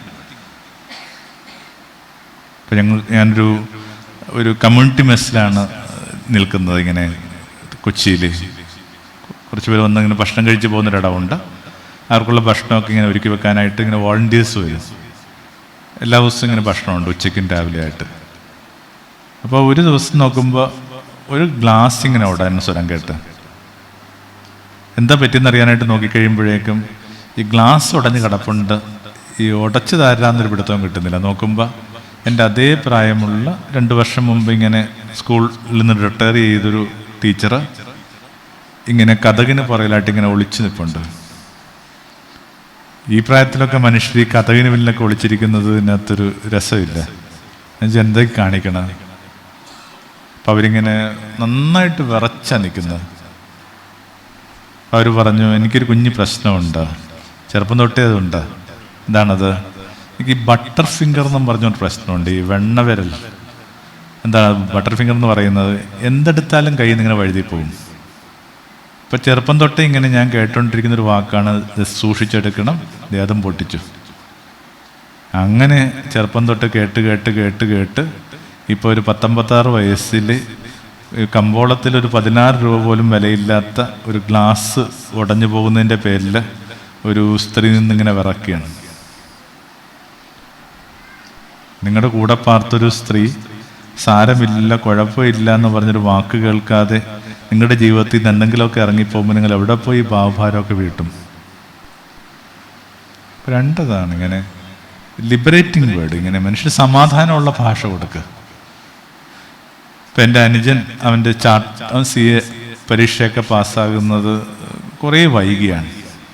ഓരോ പ്രാവശ്യവും ഇവന് തോറ്റ് കഴിയുമ്പോൾ ഇവൻ്റെ 80 വയസ്സിനോടടുത്ത് ഇവൻ്റെ അപ്പൻ ഇവനെ ചേർത്ത് പിടിച്ച്, ഞങ്ങളുടെ അപ്പൻ ഇവനെ ചേർത്ത് പിടിച്ചിട്ട് പറയും, സാരമില്ലടാ, ഒരു പരീക്ഷ തോറ്റതിനിപ്പോൾ എന്താ, അല്ലെങ്കിൽ തന്നെ നീ ദേഹണ്ഡിച്ച് വന്നിട്ടാണോ വീട്ടിലെ കാര്യങ്ങൾ പോകുന്നത്, അപ്പോഴേക്ക് പെൻഷൻ ഉണ്ടോ. ഈ അപ്പം പറയുന്ന വാക്കിൻ്റെ പേരാണെന്ത്? സുവിശേഷം, ലിബറേറ്റിംഗ് വേർഡ്. ഇപ്പം 2താണ്. 3 ഒരേ അവബോധം. ഞങ്ങൾക്കിങ്ങനെ സന്യാസക്രമത്തിൽ നോവിഷ്യറ്റ് എന്ന് പറഞ്ഞൊരു വർഷമുണ്ട്. കുറച്ചുകൂടിയൊക്കെ സ്ട്രിക്റ്റ് ആയിട്ടൊരു വർഷം എന്നാണ് പൊതുവെ കരുതുന്നത്. അപ്പോൾ ആ നോവിഷ്യറ്റിൻ്റെ വർഷമാണ്. എനിക്ക് 21 വയസ്സുണ്ട്. അപ്പോൾ അന്ന് രാവിലെ എനിക്ക് വായിക്കാനായിട്ട് കിട്ടിയ ഒരു പുസ്തകം എന്ന് പറയുന്നത് രാമകൃഷ്ണ പരമഹംസൻ്റെ ജീവചരിത്രമാണ്. വിവേകാനന്ദൻ്റെ ഒക്കെ ആചാര്യനായിരുന്ന ശ്രീരാമകൃഷ്ണ പരമഹംസൻ്റെ ജീവചരിത്രം. ഞാനിത് ഒരു 9-10 തൊട്ട് വായിക്കാൻ തുടങ്ങിയതാണ്. കുറച്ച് കഴിഞ്ഞപ്പോൾ ഞാനതിനകത്ത് ഇങ്ങനെ പെട്ടുപോയി. ഉച്ചയ്ക്ക് കഴിക്കാൻ പോകുന്നില്ല. ഉച്ച കഴിഞ്ഞിട്ട് ദീർഘമായ ചില പ്രാർത്ഥനകളുണ്ട്, അതിന് പോയിട്ടില്ല. പിന്നെയും ജോലിയുണ്ട്. പിന്നെ ഒരു ഇത്തിരി നേരം എന്തോ ഗെയിംസ് ഉണ്ടെന്ന് തോന്നുന്നു. എന്തായാലും ഈ വൈകുന്നേരം വരെ ഞാൻ എങ്ങോട്ടും പോയിട്ടില്ല. ഈ പുസ്തകം വായിച്ച് തീർക്കുക എന്നുള്ളത് മാത്രമായിരുന്നു പരിപാടി. ഇനി തീരാനായിട്ട് ഒരു 10 പേജ് കൂടി ഉണ്ടാവും. അവിടെ വെച്ചാണ് ഞാൻ ഇങ്ങനെ വായിക്കുന്നത്. അവസാന കാലത്ത് ഈ ആചാര്യൻ്റെ തൊണ്ടയ്ക്ക് അർബുദം പിടിപെട്ടു. ഒരിട്ട് വെള്ളമിറക്കാൻ പറ്റാതെ ഈ ഗുരു ഇങ്ങനെ വല്ലാതെ ബുദ്ധിമുട്ടുമ്പോൾ അദ്ദേഹത്തിൻ്റെ ഉപാസകർ പറഞ്ഞു, ഗുരു അങ്ങ് പ്രാർത്ഥിക്കുക, ഒന്നിനും വേണ്ടിയല്ല, ഒരിട്ട് വെള്ളമിറക്കാനുള്ള സമാധാനത്തിന് വേണ്ടി പ്രാർത്ഥിക്കുക. ശരി, പ്രാർത്ഥിക്കാം. എന്നിട്ട് കണ്ണുപൂട്ടി ധ്യാനത്തിലേക്ക് വഴുതിപ്പോയി. അവിടെ നിന്ന് ഞെട്ടി എണീക്കുന്ന വാവിട്ട് കരഞ്ഞുകൊണ്ടാണ്. അത്ഭുതകരമായ എന്തോ ഒന്ന് സംഭവിച്ചായിട്ട് അതിൻ്റെ ഉപാസകർക്ക് തോന്നി. അവർ പറഞ്ഞു, ഗുരുജി അങ്ങേക്ക് സൗഖ്യം കിട്ടി ഞങ്ങൾ കരുതിക്കോട്ടെ. അപ്പോൾ അയാൾ പറഞ്ഞില്ല, സൗഖ്യമൊന്നും കിട്ടിയില്ല. പിന്നെയോ ഞാൻ ഭഗവാനോട് പ്രാർത്ഥിക്കുകയായിരുന്നു, ഭഗവാനെ ഒരിട്ട് വെള്ളമിറക്കാനുള്ള സമാധാനം തരണമേ. അപ്പോൾ ഭഗവാൻ എൻ്റെ അടുത്ത് ചോദിച്ചു, രാമകൃഷ്ണ, ആരാ നിൻ്റെ ചുറ്റിനും നിൽക്കണത്? എൻ്റെ ഉപാസകര്. അവർ ഭക്ഷിക്കുന്നുണ്ടോ? ഉണ്ട്. പാനം ചെയ്യുന്നുണ്ടോ? ഉണ്ട്. ശ്വസിക്കുന്നുണ്ടോ? ഉണ്ട്. രാമകൃഷ്ണ, അവരിലൂടെ ഭക്ഷിക്കുകയും പാനം ചെയ്യുകയും ശ്വസിക്കുകയും സഞ്ചരിക്കുകയും ഒക്കെ ചെയ്യുന്നത് നീ തന്നെയാണല്ലോ. നിനക്കെന്തിനാടാ സൗഖ്യം? നിനക്കെന്തിനാടാ സൗഖ്യം? സങ്കടമൊഴികെ എന്തോ ഒരു കാരണം കൊണ്ട് നമ്മുടെ കണ്ണിങ്ങനെ കവിഞ്ഞൊഴുകുകയാണ്. പിന്നെ ഒരു വരി പോലും വായിച്ചിട്ടില്ല. കാരണം ഈ കണ്ണൊക്കെ ഇങ്ങനെ നിറഞ്ഞൊഴുകുമ്പോൾ ഈ പുസ്തകമൊക്കെ വായിക്കുക എളുപ്പമല്ല. ഇപ്പം 3-മത്തെ അതാണ്, ഒരു ദിവസം നിങ്ങൾ ആരെയാണോ നമസ്കരിച്ച് ജീവിക്കുന്നത് അയാൾ നിങ്ങളുടെ മിടിക്കാൻ തുടങ്ങുന്നു. നിങ്ങൾ ശ്വസിക്കുന്നത് നിങ്ങളുടെ ജീവൻ്റെ താളമായിട്ട് മാറുന്നു. What you breathe becomes your rhythm. അതിന് വിളിക്കുന്ന വാക്കാണ് ഈ അപര യേശു, അതർ ക്രൈസ്റ്റ്. 3-ാം നൂറ്റാണ്ടിൽ ജീവിച്ചിരുന്ന സെന്റ് അഗസ്റ്റിൻ ഈ പുരോഹിതർക്ക് വേണ്ടി കൊടുത്തിരുന്ന വിശേഷണമായിരുന്നു അത്, alter Christ, the other Christ. അതിങ്ങനെ അവർക്ക് വേണ്ടി മാത്രമായിട്ട് പരിമിതിപ്പെടുത്തേണ്ടതല്ല. അവനിലേക്ക് എത്തിയ എല്ലാ മുതിർന്ന മനുഷ്യൻ പറയണം, ദി അതർ ക്രൈസ്റ്റ്. ഇതിന് വിളിക്കുന്ന വാക്കാണ് യേശുബോധം. നിങ്ങളുടെ ആചാര്യൻ ഒരു നാമമല്ല, ഒരു പ്രകൃതിയാണ്. നിങ്ങളുടെ ആചാര്യൻ ഒരു നാമമല്ല, ഒരു പ്രകൃതിയാണ്. ഒരു 3 കാര്യങ്ങളാണ് അയാൾക്ക് നമുക്കിടയിൽ പൊതുവായിട്ടുണ്ടാവുന്നത്. ഒന്നിങ്ങനെ ഒരേ പരിക്ക്, 2 ഒരേ ഭാഷ, 3 ഒരേ അവബോധം. ഞങ്ങൾക്കൊരു പ്രായമുള്ള അച്ഛനുണ്ടായിരുന്നു. അദ്ദേഹത്തിൻ്റെ ഓർമ്മയൊക്കെ പോയി. അദ്ദേഹം ഒരു മ്യൂസീഷ്യനൊക്കെ ആയിരുന്നു. അതിൻ്റെ പേര് മാനുവൽ മെൻഡസ് എന്നാണ്. ഈ ഓർമ്മ പോയ മനുഷ്യൻ ഒരൊറ്റ കാര്യം മാത്രമാണ് ഉരുവിട്ടുകൊണ്ടിരുന്നത്, ഞാനല്ല ജീവിക്കുന്നത്, എന്നിൽ യേശുവാണ്. ഞാനല്ല ജീവിക്കുന്നത്, എന്നിൽ യേശുവാണ്. നമുക്കിങ്ങനെ ചങ്കുവേദന വരും. ബാക്കി എല്ലാം മറന്നുപോയൊരു മനുഷ്യൻ അത് മാത്രമാണ് ഇങ്ങനെ പറഞ്ഞുകൊണ്ടിരിക്കുന്നത്. അപ്പം അതാണ് സാധ്യത. അതിലേക്ക് പറഞ്ഞ ഒരു സാധ്യതയിലും ചെന്ന് ചാടാൻ പാടില്ല. പൗലോസൊക്കെ പറയത്തില്ലേ, നിങ്ങൾ യേശുവിൻ്റെ ഗന്ധമാണ്. നമുക്കിപ്പോൾ നമ്മുടെ ഗന്ധം കിട്ടത്തില്ല, കാരണം അത്യാവശ്യം തണുത്തൊരു സന്ധ്യയാണ്. ഫാനൊക്കെ വർക്ക് ചെയ്യുന്നുണ്ട്, തുറന്ന ജാലകങ്ങൾ, നമുക്ക് വിയർക്കണില്ല. ഈ വിയർക്കുമ്പോൾ വരുന്നതാണ് നിങ്ങളുടെ ഗന്ധം.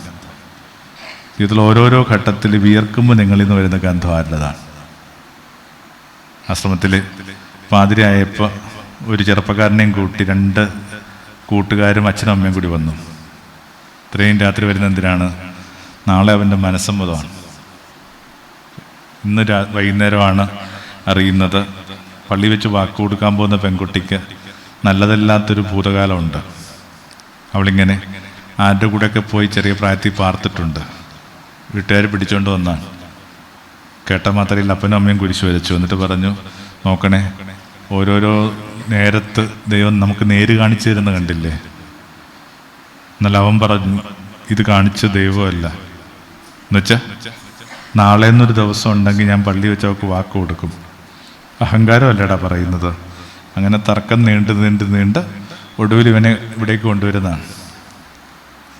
പറഞ്ഞു തീരുമ്പോൾ അച്ഛനും അമ്മയും പറഞ്ഞു കൊടുക്കച്ച, ഓരോന്നായിട്ട് ദൈവം കാണിച്ചു തരുമ്പോൾ അവൻ്റെയൊക്കെ അഹങ്കാരം കണ്ടില്ലേ? അവർ പറയുന്നിടത്ത് നമുക്കൊരു ബുദ്ധിമുട്ടും തോന്നിയില്ല. അമ്മേടാ, അവർ പറയുന്നിടത്ത് എന്താ കുഴപ്പം? എന്നെ കുറച്ചു നേരം ഇങ്ങനെ നോക്കിയിരുന്നു. എന്നിട്ട് പറഞ്ഞു, അച്ഛാ, ഒരാൾക്കൊരു കൈപ്പിഴ പറ്റുന്നു. ഉവ്വ. അത് തിരുത്താൻ ദയക്കൊരു അവസരം കൊടുക്കുന്നു. ഉവ്വ. ആ കളിയിൽ എന്നെ കൂട്ടുകളിക്കാരനാക്കുന്നു. വേണ്ടാന്ന് വെക്കണം.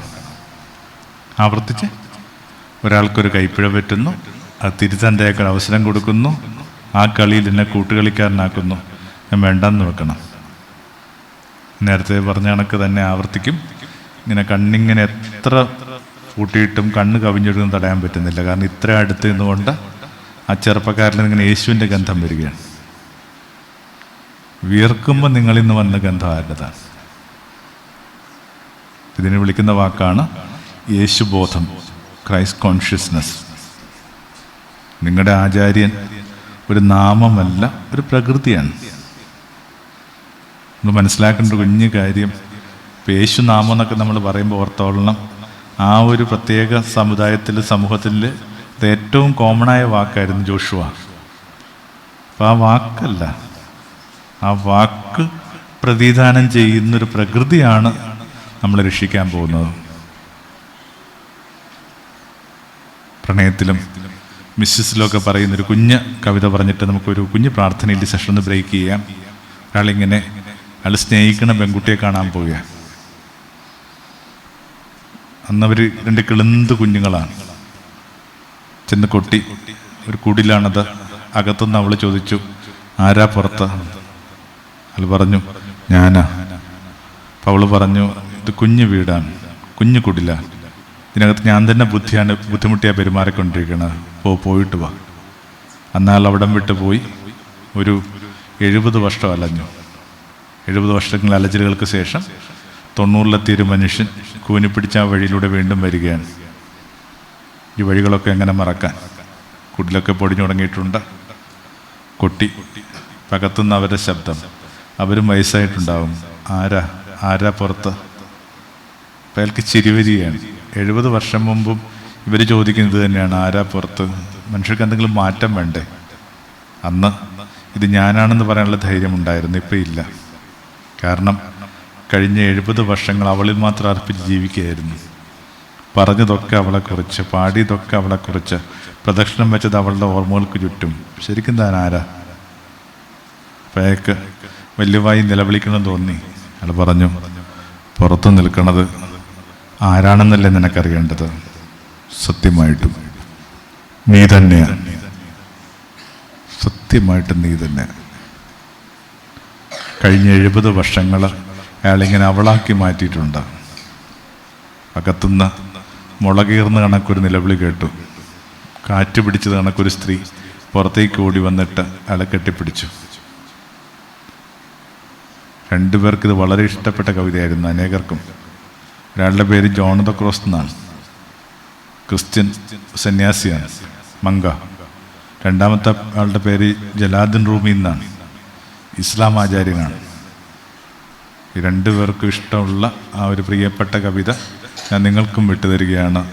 യാത്രയുടെ ഒടുവിൽ അത് പറയാനുള്ള ധൈര്യം, ഈ അകത്ത് നിൽക്കുന്നയാളും പുറത്ത് നിൽക്കുന്ന ആളും ഒന്ന് തന്നെ. ഒരു 30,000 ദിവസങ്ങളുടെ കേസ് കെട്ടായി ജീവിതം എന്ന് പറയുന്നത്. 80-നെ 365 ഗുണിക്കുമ്പോൾ അത്രയും പോലും ഇല്ല കേട്ടോ. പെരുന്നാളൊക്കെ ആയതുകൊണ്ട് ഞാൻ ഇത്തിരി കൂട്ടി പറയുന്നതാണ്. ആടിമാസക്കിഴിവെന്നൊക്കെ കേട്ടിട്ടില്ല, അതുപോലെ ആ 30,000 ദിവസങ്ങളുടെ ഒടുവിൽ നിന്റെ അങ്കണത്തിലെത്തുമ്പോഴേക്കും അകത്ത് നീ ചോദിക്കും ആരാ പുറത്ത്. ചവിട്ടി വന്ന മുഴുവൻ പാതയും ഓർമ്മിച്ചുകൊണ്ട് ഞാൻ പറയും, പറഞ്ഞതൊക്കെ നിന്റെ വാക്കാ, സാരമില്ല, വിട്ടുകള, ഞാൻ ഇതൊക്കെ എന്നേ മറന്നു, ഒരു കാപ്പി കുടിച്ചിട്ട് പോ. പുലർത്തിയത് നിന്റെ അവബോധം.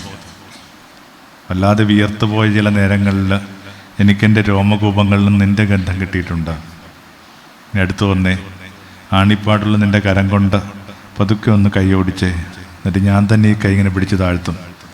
ഇവിടെ വരുമ്പോൾ അയാൾ കൈവലിക്കും. ചോരയും വെള്ളവും ഒഴുകുന്നുണ്ട്, വിലാപ്പുറമാണ്, പച്ചമുറിവാണ്, മരിക്കുന്നതിന് മുമ്പും എന്തോ അപമാനം തട്ടിയിട്ടുണ്ട്. ആ തണുപ്പിൽ തട്ടി അയാൾ കൈവലിക്കുമ്പോൾ ഞാൻ ചോദിക്കും, ഇനി പറ ഞാൻ ആരാണെന്ന്. അവിടെ നിന്ന് എന്ത് പറയാനാണ്? പരമാവധി ഇത്രമാത്രം, നീയോ? നീ ഞാൻ തന്നെയാണ്. നീയോ? നീ ഞാൻ തന്നെ. ഇതിൽ ചെറുതുകൊണ്ടൊന്നും മനസ്സ് തൃപ്തിപ്പെടരുത്. അറിഞ്ഞോ അറിയാതെയൊക്കെ നമ്മുടെ അന്തരീക്ഷത്തിൽ അതിൻ്റെ ദൂത് നമ്മൾ കൈമാറുന്നത് എങ്ങനെയാണ്? അങ്ങോട്ടും ഇങ്ങോട്ടും നോക്കിക്കൊണ്ട് നമ്മൾ ഈ റിട്രീറ്റ് ആരംഭിച്ചത് എങ്ങനെയാണ്? ഈശോ മിശിഹായ്ക്കും വിചാരിക്കട്ടെ.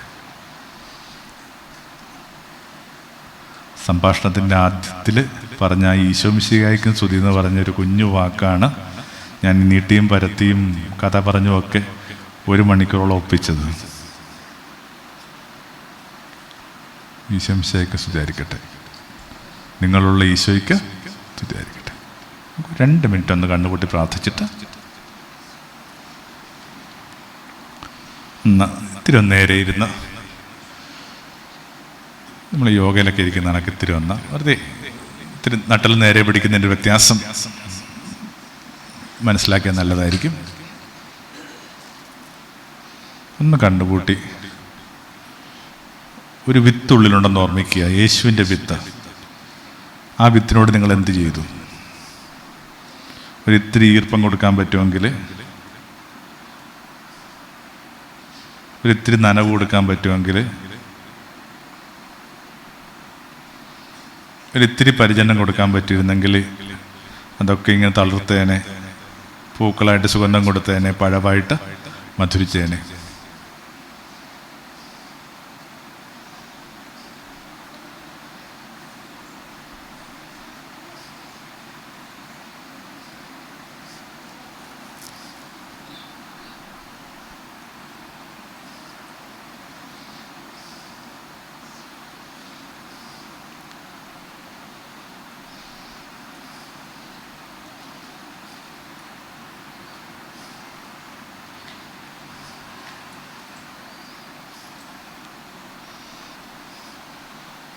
യാത്രയുടെ ഒടുവിൽ സത്യമായിട്ടും അങ്ങനെ തിരിച്ചറിയണമേ.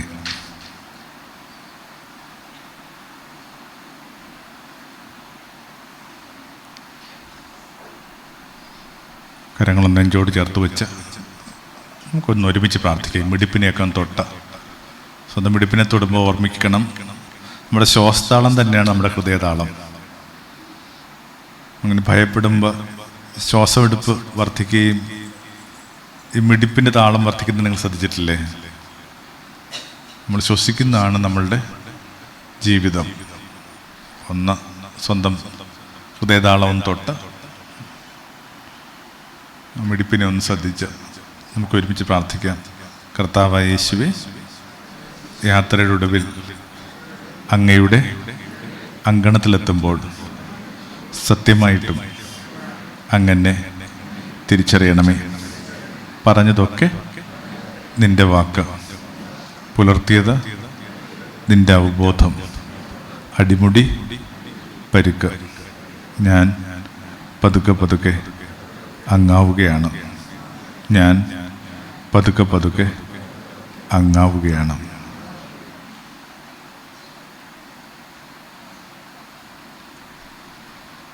ആമേൻ.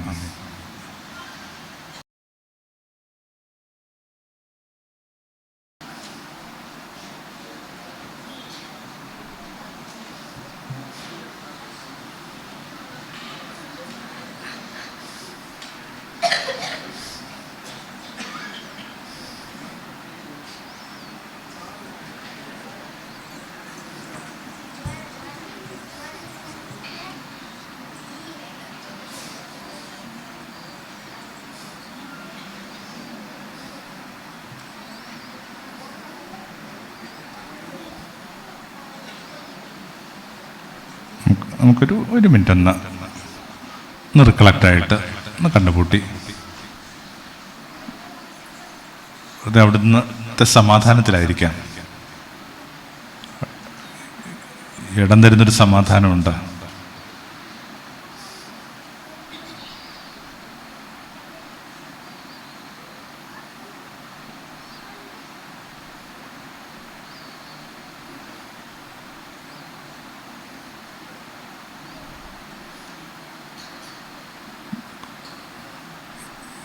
യേശു ധ്യാനിക്കാനാണ് കൂടുതലും പഠിപ്പിച്ചതെന്ന് എനിക്ക് തോന്നുന്നു.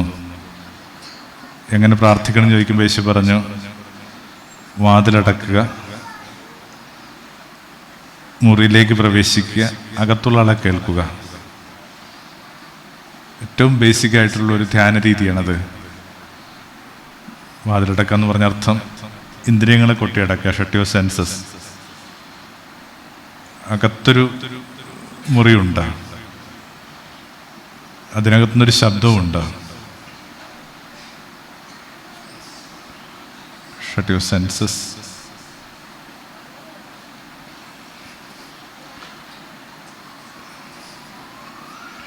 അവനവൻ്റെ ഉള്ളിലെ ശബ്ദത്തിന് കാതോർക്കാനായിട്ട് ഈ ദിവസങ്ങളിൽ കുറെ കൂടി ഇങ്ങനെ പരിശുദ്ധാത്മാവിൻ്റെ സഹായം പ്രാർത്ഥിക്കുക.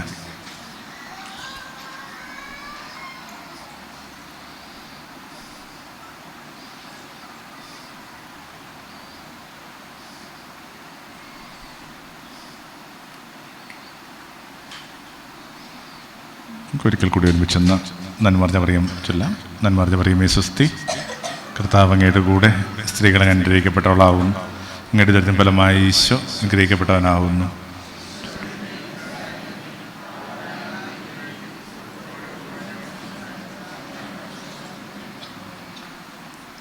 പരസ്പരം അഭിവാദ്യം ചെയ്യാം. ഈശോ ശക്തിക്കട്ടെ.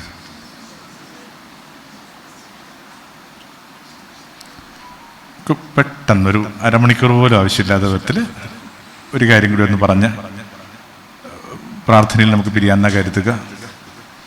എന്താ ഈ ക്രിസ്തു ബോധം എന്ന് പറയുന്നത്? ഒരു പ്രകൃതിയാണ് യേശു. ആ പ്രകൃതി എങ്ങനെയാണ് നമ്മൾ മനസ്സിലാക്കേണ്ടതെന്ന് മാത്രം ഒരു പാഠഭാഗം ഒന്ന് തപ്പിയെടുത്ത് വായിക്കണം. കൊളോസ്യൻസ് 1:26-27. ചിലപ്പോൾ അത്രയും ശ്രദ്ധിച്ചിട്ടുണ്ടാവില്ല. എൻ്റെ ഏകദേശം ആശയം ഇങ്ങനെയാണ്: യുഗങ്ങളുടെയും തലമുറകളുടെയും ആരംഭം മുതൽ മറച്ചു വയ്ക്കപ്പെട്ട രഹസ്യം അവസാന കാലങ്ങളിൽ തൻ്റെ വിശുദ്ധർക്ക് വെളിപ്പെടുത്തി കൊടുക്കാൻ അവിടുന്ന് മനസ്സായി. ആരാ വിശുദ്ധർ എന്ന് പറയുന്നത്? ഈ ഇരിക്കണ 100 പേരാണ്. ആദിമ ക്രൈസ്തവരെ അവരെ തന്നെ വിളിച്ചിരുന്ന വാക്കായിരുന്നു എന്താ? വിശുദ്ധർ. Christians used to address themselves as saints. ഞാൻ അഡ്രസ്സ് ചെയ്യുന്നത് ഇങ്ങനെ 100 വിശുദ്ധരെയാണ്. അവരതായിട്ട് നിലനിർത്തുന്ന വെളിപാട് എന്താണ്? അതാണ് അടുത്ത വരി: യുഗങ്ങളുടെയും തലമുറകളുടെയും ആരംഭം മുതൽ മറച്ചു വയ്ക്കപ്പെട്ട രഹസ്യം അവസാന കാലങ്ങളിൽ തൻ്റെ വിശുദ്ധർക്ക് വെളിപ്പെടുത്തി കൊടുക്കാൻ അവിടുന്ന് മനസ്സായി. എന്താണ് ആ രഹസ്യം? മഹത്വത്തിൻ്റെ ആദികാരണമായ യേശു നിന്റെ ഉള്ളിലുണ്ട് എന്നത് തന്നെ. മഹത്വത്തിൻ്റെ ആദികാരണമായ യേശു നിന്റെ ഉള്ളിലുണ്ട് എന്നത് തന്നെ. ഇത് പിടുത്തം കിട്ടുന്ന ഒരു ദിവസം തൊട്ട് ഒരാളുടെയും ജീവിതം പഴയതല്ല. എന്നുവെച്ചാൽ ക്രിസ്തു എൻ്റെ സാധ്യതയാണ്. Possibilities Christ. അതിൽ ചെറിയ ഒരു സാധ്യത കൊണ്ടും ഈ മനസ്സ് ഹാപ്പി ആകാൻ പാടില്ല. ക്രിസ്തുവാണ് എൻ്റെ സാധ്യത. ഇത് പറഞ്ഞു കൊടുക്കാൻ വേണ്ടിയാണ് യേശു കടപ്പുറത്തേക്ക് വന്നത്.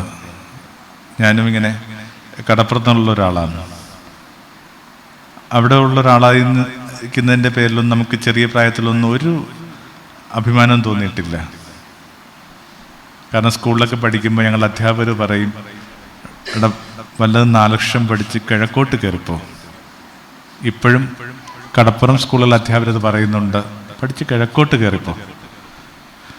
2025 പോലും ഒഴിവാക്കണമെന്ന് മനുഷ്യർ വിചാരിക്കുന്ന ഇടത്തിൻ്റെ പേരാണ് തീരം. എന്നിട്ട് ആ തീരത്തിൽ നിന്ന് നീ എന്തിനാണ് ആരംഭിച്ചത്? പാവപ്പെട്ട മനുഷ്യർ അയാളുടെ ചുറ്റും കൂടി എന്നിട്ട് ചോദിച്ചു, എവിടെയാ ദൈവരാജ്യം? അവിടെ നിന്ന് പറഞ്ഞു, ദൈവരാജ്യമോ, അത് നിന്റെ ഉള്ളം കയ്യിലാണ്. The kingdom of God is at hand.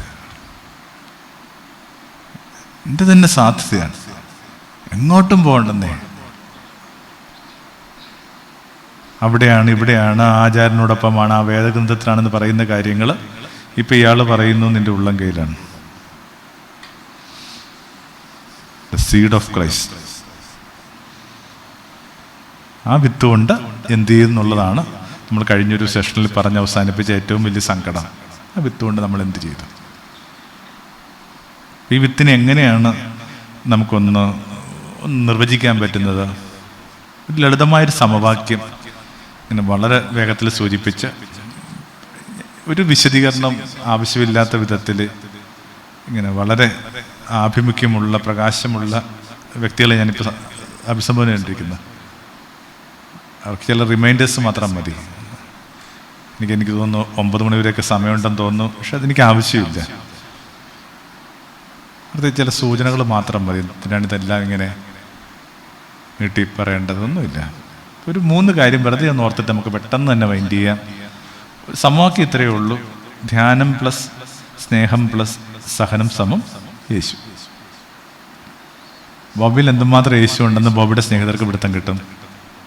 അവർക്ക് 3 ചോദ്യങ്ങൾ അയാളെക്കുറിച്ച് ചോദിക്കേണ്ടോ. ഒന്നെന്താണ്, അയാൾക്ക് എന്തുമാത്രം ധ്യാനമുണ്ട്, അയാൾ എന്തുമാത്രം റിഫ്ലക്റ്റീവായിട്ടാണ് ജീവിക്കുന്നത്, അതിന് നിരക്കുന്നൊരു നിർമ്മമത അയാൾക്കുണ്ടോ, ഡിച്ചാറ്റാണോ. 2, അയാൾക്ക് എന്തുമാത്രം സ്നേഹമുണ്ട്, അയാളുടെ സ്നേഹം എന്തുമാത്രം ശുദ്ധിയുള്ളതാണ്. 3, ഈ 2 കാര്യങ്ങൾക്ക് വേണ്ടി അയാൾ എന്ത് വാർക്കപ്പണി ചെയ്യുന്നുണ്ട്, എന്ത് ക്ലേശം എടുക്കുന്നുണ്ട്. സ്ട്രഗിൾ. ധ്യാനം പ്ലസ് സ്നേഹം പ്ലസ് സഹനം സമം യേശു. ഇത് വെറുതെ ഒരു 3 ചോദ്യങ്ങളുടെ ഉത്തരവാണ്. യേശു പറഞ്ഞിട്ടില്ലേ, ചോദിക്കുവിൻ നിങ്ങൾക്ക് നൽകപ്പെടും. നമ്മുടെയൊക്കെ പ്രശ്നം എന്ത് പറ്റിയെന്നറിയാവോ? നമ്മളിതൊക്കെ വളരെ ഇങ്ങനെ ലഘുവായിട്ട് കാണാൻ തുടങ്ങി, ലളിതമായിട്ട് കാണാൻ തുടങ്ങി. ചോദിക്കാമെന്ന് യേശു പറഞ്ഞതിന് നമ്മൾ എങ്ങനെയാണ് പഠിച്ചു വെച്ചത്? ആവശ്യങ്ങൾ ചോദിക്കുക, അല്ലേ? മധ്യസ്ഥ പ്രാർത്ഥനയ്ക്കൊക്കെ നമ്മൾ പറയും, ചോദിക്കുക നിങ്ങൾക്ക് നൽകപ്പെടും. അമ്മയും കുഞ്ഞും കൂടി പള്ളിക്കകത്ത് വന്നിട്ട് അമ്മ കുഞ്ഞിൻ്റെ അടുത്ത് പറയുകയാണ്, കുട്ട പ്രാർത്ഥിക്കുക, എന്ത് പ്രാർത്ഥിച്ചാലും യേശു അപ്പം തരും. പുറത്ത് വരുമ്പോൾ ചോദിച്ചു, പ്രാർത്ഥിച്ചോ? പ്രാർത്ഥിച്ചില്ല. എന്താ കാര്യം? പുള്ളിയുടെ കാര്യം തന്നെ എന്ത് കഷ്ടത്തിലാണല്ലേ, ഇങ്ങനല്ലേ കിടക്കുന്നത്. ഇതിന് താഴെ പോയിട്ട് നിങ്ങൾക്ക് കാനഡയിൽ PR വേണമെന്നൊക്കെ ചോദിക്കണമെങ്കിൽ നിങ്ങൾക്ക് ഭീകര ധൈര്യം വേണം. അപ്പം ഇതിനൊന്നുള്ള ആളല്ല ഇയാളെന്ന് എന്ന് പിടുത്തം കിട്ടുന്നു, അന്ന് നമ്മുടെ ആത്മീയത്തിന് 2ാം ഘട്ടം ആരംഭിക്കുന്നു. അപ്പം എല്ലാ കാര്യങ്ങൾക്കും പുതിയ അർത്ഥം ഉണ്ടാവുന്നു. അപ്പം ചോദിക്കാൻ ഞാൻ എന്തായിരിക്കും എൻ്റെ അർത്ഥം? Ask right questions pertaining to life. ഈ ജീവിതവുമായി ബന്ധപ്പെട്ട് ഗൗരവമായ ചോദ്യങ്ങൾ ചോദിച്ചു തുടങ്ങുന്നിടത്തുനിന്നാണ് ആത്മീയത ആരംഭിക്കാൻ പോകുന്നത്. അപ്പോൾ 2ാമത്തെ മനസ്സിലാവും, എന്താണത്? അന്വേഷിക്കുക, അല്ലേ? എന്ത് തപ്പണം അപ്പോഴേ പിടുത്തം കിട്ടത്തുള്ളൂ. അപ്പോൾ 3ാമത്തെ സംഭവിക്കും, എന്താണത്? മുട്ടുക. എന്ന അർത്ഥം എന്താണ്? കാത്തിരിക്കാൻ അർത്ഥമുള്ളൂ. ലോകത്തെ എല്ലായിടത്തും ഡോറി മുട്ടിക്കഴിഞ്ഞാൽ പിന്നെ ചെയ്യാവുന്നൊരു കാര്യം, അകത്തുള്ള ആൾക്ക് മനസ്സലിവുണ്ടായി അയാൾ തുറക്കുവോളം വെറുതെ കണ്ണുപൂട്ടിയിരിക്കുക എന്ന 3 ഘട്ടങ്ങളാണ് നമ്മൾ എത്ര ലളിതമായിട്ട് ലാഘവമായിട്ട് ഇപ്പോൾ പറഞ്ഞുകൊണ്ടിരിക്കുന്നത്. ആസ്ക്, സീക്ക്, നോക്ക്. ഇത് രണ്ടുകൊണ്ടും കഥയില്ല കേട്ടോ. നോക്ക് വളരെ പ്രധാനപ്പെട്ടാണ്. അതുകൊണ്ടാണ് യേശു ശിഷ്യരോട് പറയും, ഇങ്ങനെ പരിശുദ്ധാത്മാവിൻ്റെ ആവാസം ലഭിക്കുവോളം വെറുതെ കാത്തിരിക്കാൻ പറഞ്ഞു. 50 days അവർ കാത്തിരി നടത്തുന്ന സഭ തുടങ്ങുന്നു. അപ്പോൾ ആസ്ക് മാത്രം നമുക്കൊന്ന് കണ്ടിട്ട് നമുക്ക് പിരിയാന്ന കരുതുക. ഒന്ന് വേദപുസ്തകത്തിലെ ഏറ്റവും ആദ്യത്തെ ചോദ്യം എന്താണത്? നീ എവിടെയാണ്? വല്ലപ്പോഴും ഒരു ഒരു സെൽഫ് ഓഡിറ്റിങ് നല്ലതാണ്. നമ്മൾ എവിടെയാണ് നിൽക്കുന്നത്? എന്തിലൊക്കെ ക്ഷണമുള്ള മനുഷ്യരാണ്, എന്തുമാത്രമാണ് ഇങ്ങനെ പാളിപ്പോകുന്നത് എന്നൊക്കെ ഉൾപ്പെടെ കുറേ കാര്യങ്ങൾ. നീ എവിടെയാണ്? ഒരാൾ അയാളുടെ ഇടം കണ്ടെത്തി കുറെ കൂടി ആഴത്തിൽ ജീവിക്കുന്ന രീതിയുടെ പേരാണെന്ത്? ധ്യാനം. ഓരോരുത്തർക്കും ഓരോ ഇടമുണ്ടെന്നേ. ഒരു 100 പേര് അങ്ങോട്ടും ഇങ്ങോട്ടും നിങ്ങൾ ഞാൻ വിചാരിക്കുന്നു ചെറിയൊരു ഇടവകയാണ്, അങ്ങോട്ടും ഇങ്ങോട്ടും എല്ലാവർക്കും തമ്മിൽ അറിയാം. അപ്പം നന്നായിട്ട് നിങ്ങൾക്ക് അറിയാം, ഒരേപോലെ 2 പേരും ഇടവയിലില്ല. അതിനകത്ത് കഥയില്ല, ഇത്രയും പേരേ ഉള്ളൂ. 800 കോടി മനുഷ്യർ ലോകത്തുണ്ട്. 800 കോടി മനുഷ്യർ ഒരാൾ പോലും നിങ്ങളെ കണക്കല്ല. അതിനകത്ത് ചില കഥയൊക്കെ ഉണ്ട്. നിങ്ങൾ സൃഷ്ടിച്ചിട്ട് ദൈവം നിങ്ങളെ സൃഷ്ടിക്കാനായിട്ട് ഉപയോഗിച്ച മോൾഡം കുടച്ചു കളഞ്ഞു. Just one. അത്രയും വ്യത്യാസത്തിൽ അവിടെ നിങ്ങൾ ഉരുവാക്കിയിട്ട് അകത്തും പുറത്തും വ്യത്യാസം ഉണ്ടാകാം. പുറത്തെ വ്യത്യാസം എന്ന് പറയുന്നത് ഈ വിരൽത്തുമ്പ് തൊട്ടാണ്, ഈ വിരൽ മുദ്ര തൊട്ടാണ്. ഇതല്ലേ ലോകത്തെ ഏറ്റവും വലിയ അടയാളങ്ങളിലൊന്ന്, ഇങ്ങനെ ഒരാളുടെ തം പ്രിന്റ്. അവിടെ തൊട്ട് അകത്തും ഇല്ല സാമ്യം. ഞാൻ അമ്മയെന്ന് പറഞ്ഞപ്പോൾ ഏകദേശം 100 പേര് കേട്ടോണ്ടിരിക്കുമ്പോൾ 100 പേരുള്ളിൽ 100 അമ്മ പോകുന്നല്ലേ. എല്ലാവർക്കും അമ്മയോട് ഇഷ്ടം വേണമെന്ന് പോലും ഇല്ല അല്ലേ. ഒരേപോലത്തെ അനുഭവങ്ങളാണ് എല്ലാവർക്കും ഞാൻ വിചാരിക്കുന്നുമില്ല. അത്ര ഗ്ലോറിഫൈ ചെയ്യപ്പെടേണ്ട കാര്യങ്ങളാണെന്ന് ഞാൻ വിചാരിക്കുന്നില്ല അതൊന്നും. അപ്പം അവിടെ നിന്നോട്ടെ. അപ്പോൾ അകത്തും പുറത്തും ഒരു സാമ്യമില്ലാതെ നിങ്ങൾ അവിടെ നിന്ന് ഒഴിവാക്കിയിട്ട് നിങ്ങൾ ഇടം കണ്ടെത്താതെ പോകുന്ന കഷ്ടമല്ലേ എന്നതാണ്. എന്താണെന്ന് എനിക്കിപ്പോഴും പിടുത്തം കിട്ടുന്നില്ല. പക്ഷെ എന്തോ ഒരു കാര്യം കുറച്ചുകൂടി ഇങ്ങനെ ആഴപ്പെടണം. നമ്മൾ കണ്ടെത്തിയ പല ഇടങ്ങളും വസ്തു നമ്മുടെ ഇടമല്ല. ഇവിടെ ഇരിക്കുന്ന ഒരാളോട് ഞാൻ ചോദിക്കുന്നു, ചേച്ചി നിങ്ങളാരാ? ചിരിച്ചുകൊണ്ട് പറയുന്നു, ഞാൻ റോസ്മേരി. പേരല്ല ചോദിച്ചത്. ഒരു പള്ളി സ്കൂൾ അധ്യാപികയായിരുന്നു. അതുമല്ല ചോദിച്ചത്. സിറീക്കിൻ്റെ ഭാര്യയാണ്. അതല്ല ചോദിച്ചത്. 2 കുട്ടികളുടെ അമ്മയാണ്. അതുമല്ല ചോദിച്ചത്. ശരിക്കും നിങ്ങൾ ആരാ?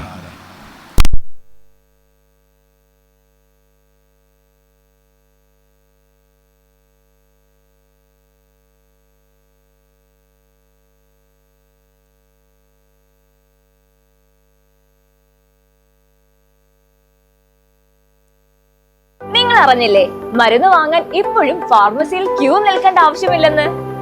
ഇപ്പൊ മരുന്ന് വീട്ടിലെത്തും.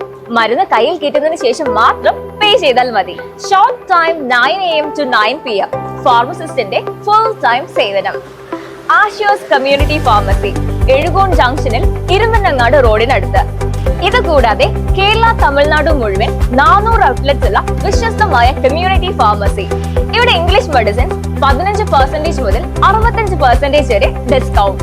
ഇൻസുലിൻ 20% മുതൽ 30% വരെ ഓഫ്. മരുന്ന് ഏറ്റവും കുറഞ്ഞ റേറ്റിൽ വേറെ എവിടെ കിട്ടും? ഫ്രീ ഹോം ഡെലിവറി വാട്സ്ആപ്പ് മുഖേന. റെഗുലർ മെഡിസിൻസ് ആയ റിമൈൻഡർ സർവീസ് ഞങ്ങൾ തന്നെ ഓർമ്മിപ്പിക്കും. വീട് വിട്ടിറങ്ങാതെ ഹെൽത്ത് കെയർ നിങ്ങളുടെ വീട്ടിൽ തന്നെ. Simple, safe, affordable. ഇപ്പോൾ തന്നെ വാട്സ്ആപ്പ് ചെയ്യൂ 8111 802228. നിങ്ങൾ അറിഞ്ഞില്ലേ, ഈ പറഞ്ഞ ഓരോ കാര്യങ്ങളും ഇങ്ങനെ പറഞ്ഞ് മുമ്പോട്ട് പോകുന്ന അനുസരിച്ചിട്ട് ആ സ്ത്രീയുടെ ചിരി കെട്ടുപോവുകയാണ്. ആദ്യമുള്ള ചിരി ഇപ്പം ഇല്ല. ശരിക്കും അവൾ ആരാണ്? റോസ്മേരി, പിന്നെ പറഞ്ഞെന്താണ്, പള്ളി സ്കൂൾ അധ്യാപിക പ്ലസ് 2 കുട്ടികളുടെ അമ്മ പ്ലസ് സിറിയക്കിൻ്റെ ഭാര്യ സമം നിങ്ങളല്ല എന്ന് പറയുന്ന കുഞ്ഞു കാര്യമാണ്. അപ്പം ശരിക്കും നിങ്ങളാക്കുന്ന അംശം എന്താണ്? അത് കണ്ടെത്താനായിട്ടുള്ള ഒരു ചെറിയ ശ്രമത്തിൻ്റെ പേരാ ധ്യാനം എന്ന് പറയുന്നത്. നേരത്തെ പറഞ്ഞ കണക്ക് പണ്ട് എനിക്കിത് എക്സ്പ്ലെയിൻ ചെയ്യാൻ പറ്റുമായിരുന്നു. പക്ഷെ കാര്യങ്ങൾ കുറച്ചുകൂടിയൊക്കെ പിടുത്തം കിട്ടി വരുമ്പോൾ എനിക്കിത് എക്സ്പ്ലെയിൻ ചെയ്യാൻ പറ്റുന്നില്ല. Find your space. ഓരോരുത്തരും അവരവരുടെ ഇടം കണ്ടെത്തി ഇങ്ങനെ അഗാധമായിട്ട് ജീവിക്കുന്ന രീതിയുടെ പേരാണ് എന്ത്? ധ്യാനം. ഈ ഹാഗാറിൻ്റെ കഥയൊക്കെ വായിച്ചാൽ നല്ലതാണ്. ഹാഗാർ ഇങ്ങനെ വീട് വിട്ട് ഓടിപ്പോവുകയാണ്. ഒരു സമാധാനമില്ല വീടിനകത്ത്. അങ്ങനെ ഒരു ആളിങ്ങനെ ഓടാൻ തുടങ്ങിയാണ്. നിങ്ങൾ ഓടാൻ തുടങ്ങിക്കഴിഞ്ഞാൽ എത്ര കാലം നിങ്ങൾക്ക് ഇങ്ങനെ ഓടിക്കൊണ്ടിരിക്കാൻ പറ്റും? നിങ്ങൾക്ക് എപ്പോഴും നിൽക്കണ്ടേ? അങ്ങനെ ഈ സ്ത്രീ ഓടിക്കൊണ്ടിരിക്കുമ്പോൾ എവിടെ വെച്ച് ദേവദൂതൻ അവളെ തടഞ്ഞു നിർത്തി. രണ്ട് ചോദ്യങ്ങൾ ചോദിച്ചു. എന്താണത്? ഹാഗാറെ, നീ എവിടെ നിന്ന് വരുന്നു, എവിടേക്ക് പോകുന്നു? ഈ രണ്ട് ചോദ്യങ്ങളുടെ മീതെ ഇങ്ങനെ ഈ ഒഴിഞ്ഞൊഴിഞ്ഞ ഈ സ്ത്രീ പ്രകാശിതയാവുകയാണ്. എന്താ നിന്റെ പ്രഭവം? എന്താ നിന്റെ ലക്ഷ്യം? Find your origin and find your destiny. അടുത്ത വരി എന്താണ്? അവൾ ഓടിപ്പോവുകയല്ല, പിന്നെന്താണ്?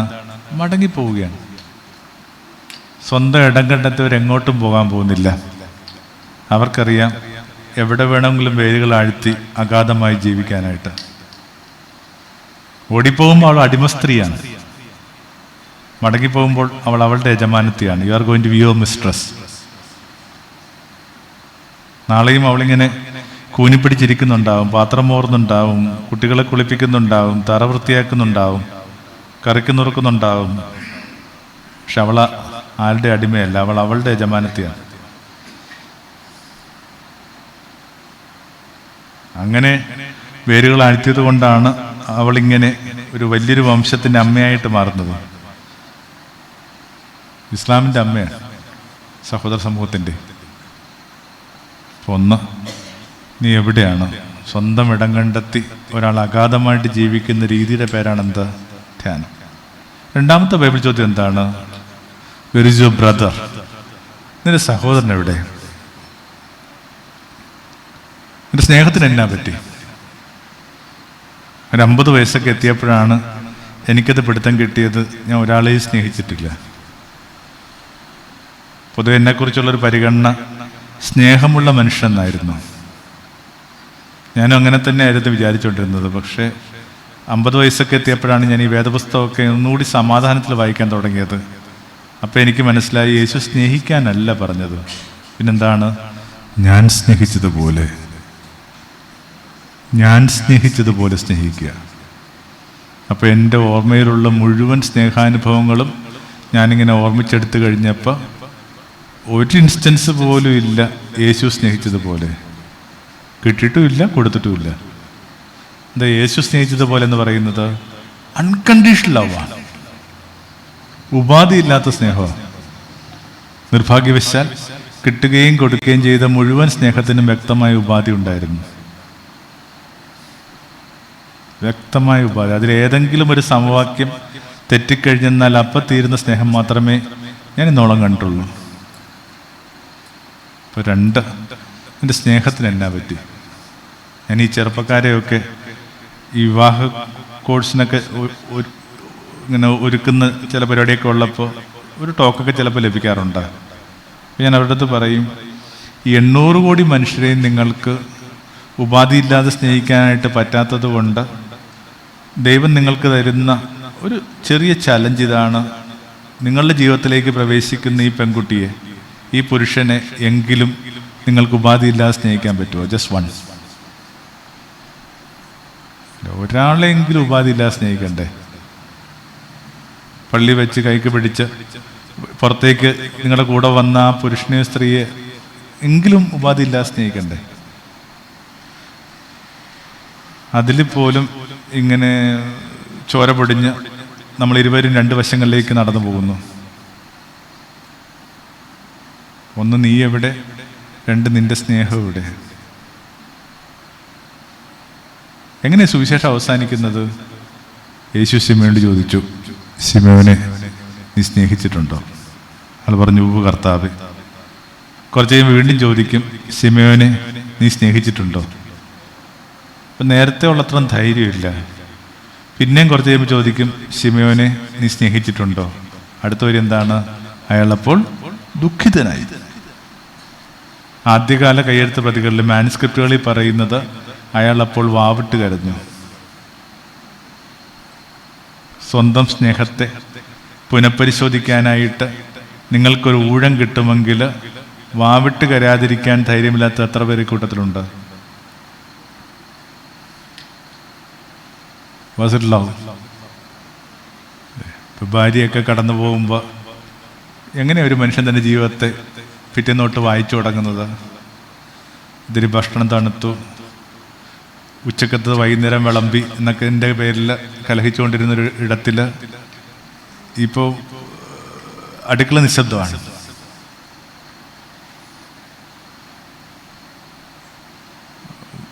ശരിക്കും നമ്മൾ സ്നേഹിക്കുകയായിരുന്നു?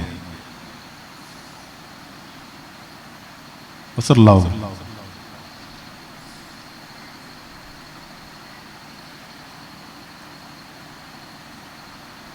ഈ നുണകളുടെ അച്ഛൻ എന്നാണ് യേശു സാത്താനെ വിളിക്കുന്നത്. അവൻ നുണകളുടെ അച്ഛൻ. ഈ നുണകളുടെ അച്ഛനാണ് നമ്മളോട് നടന്നുകൊണ്ടിരിക്കുന്ന മുഴുവൻ സ്നേഹമാണ്. കുറേ കാലം പറഞ്ഞ് നമ്മൾ അതങ്ങനെ സങ്കല്പിക്കുന്നു. ഈ നടന്നുകൊണ്ടിരിക്കുന്നതൊക്കെ സ്നേഹമാണ്.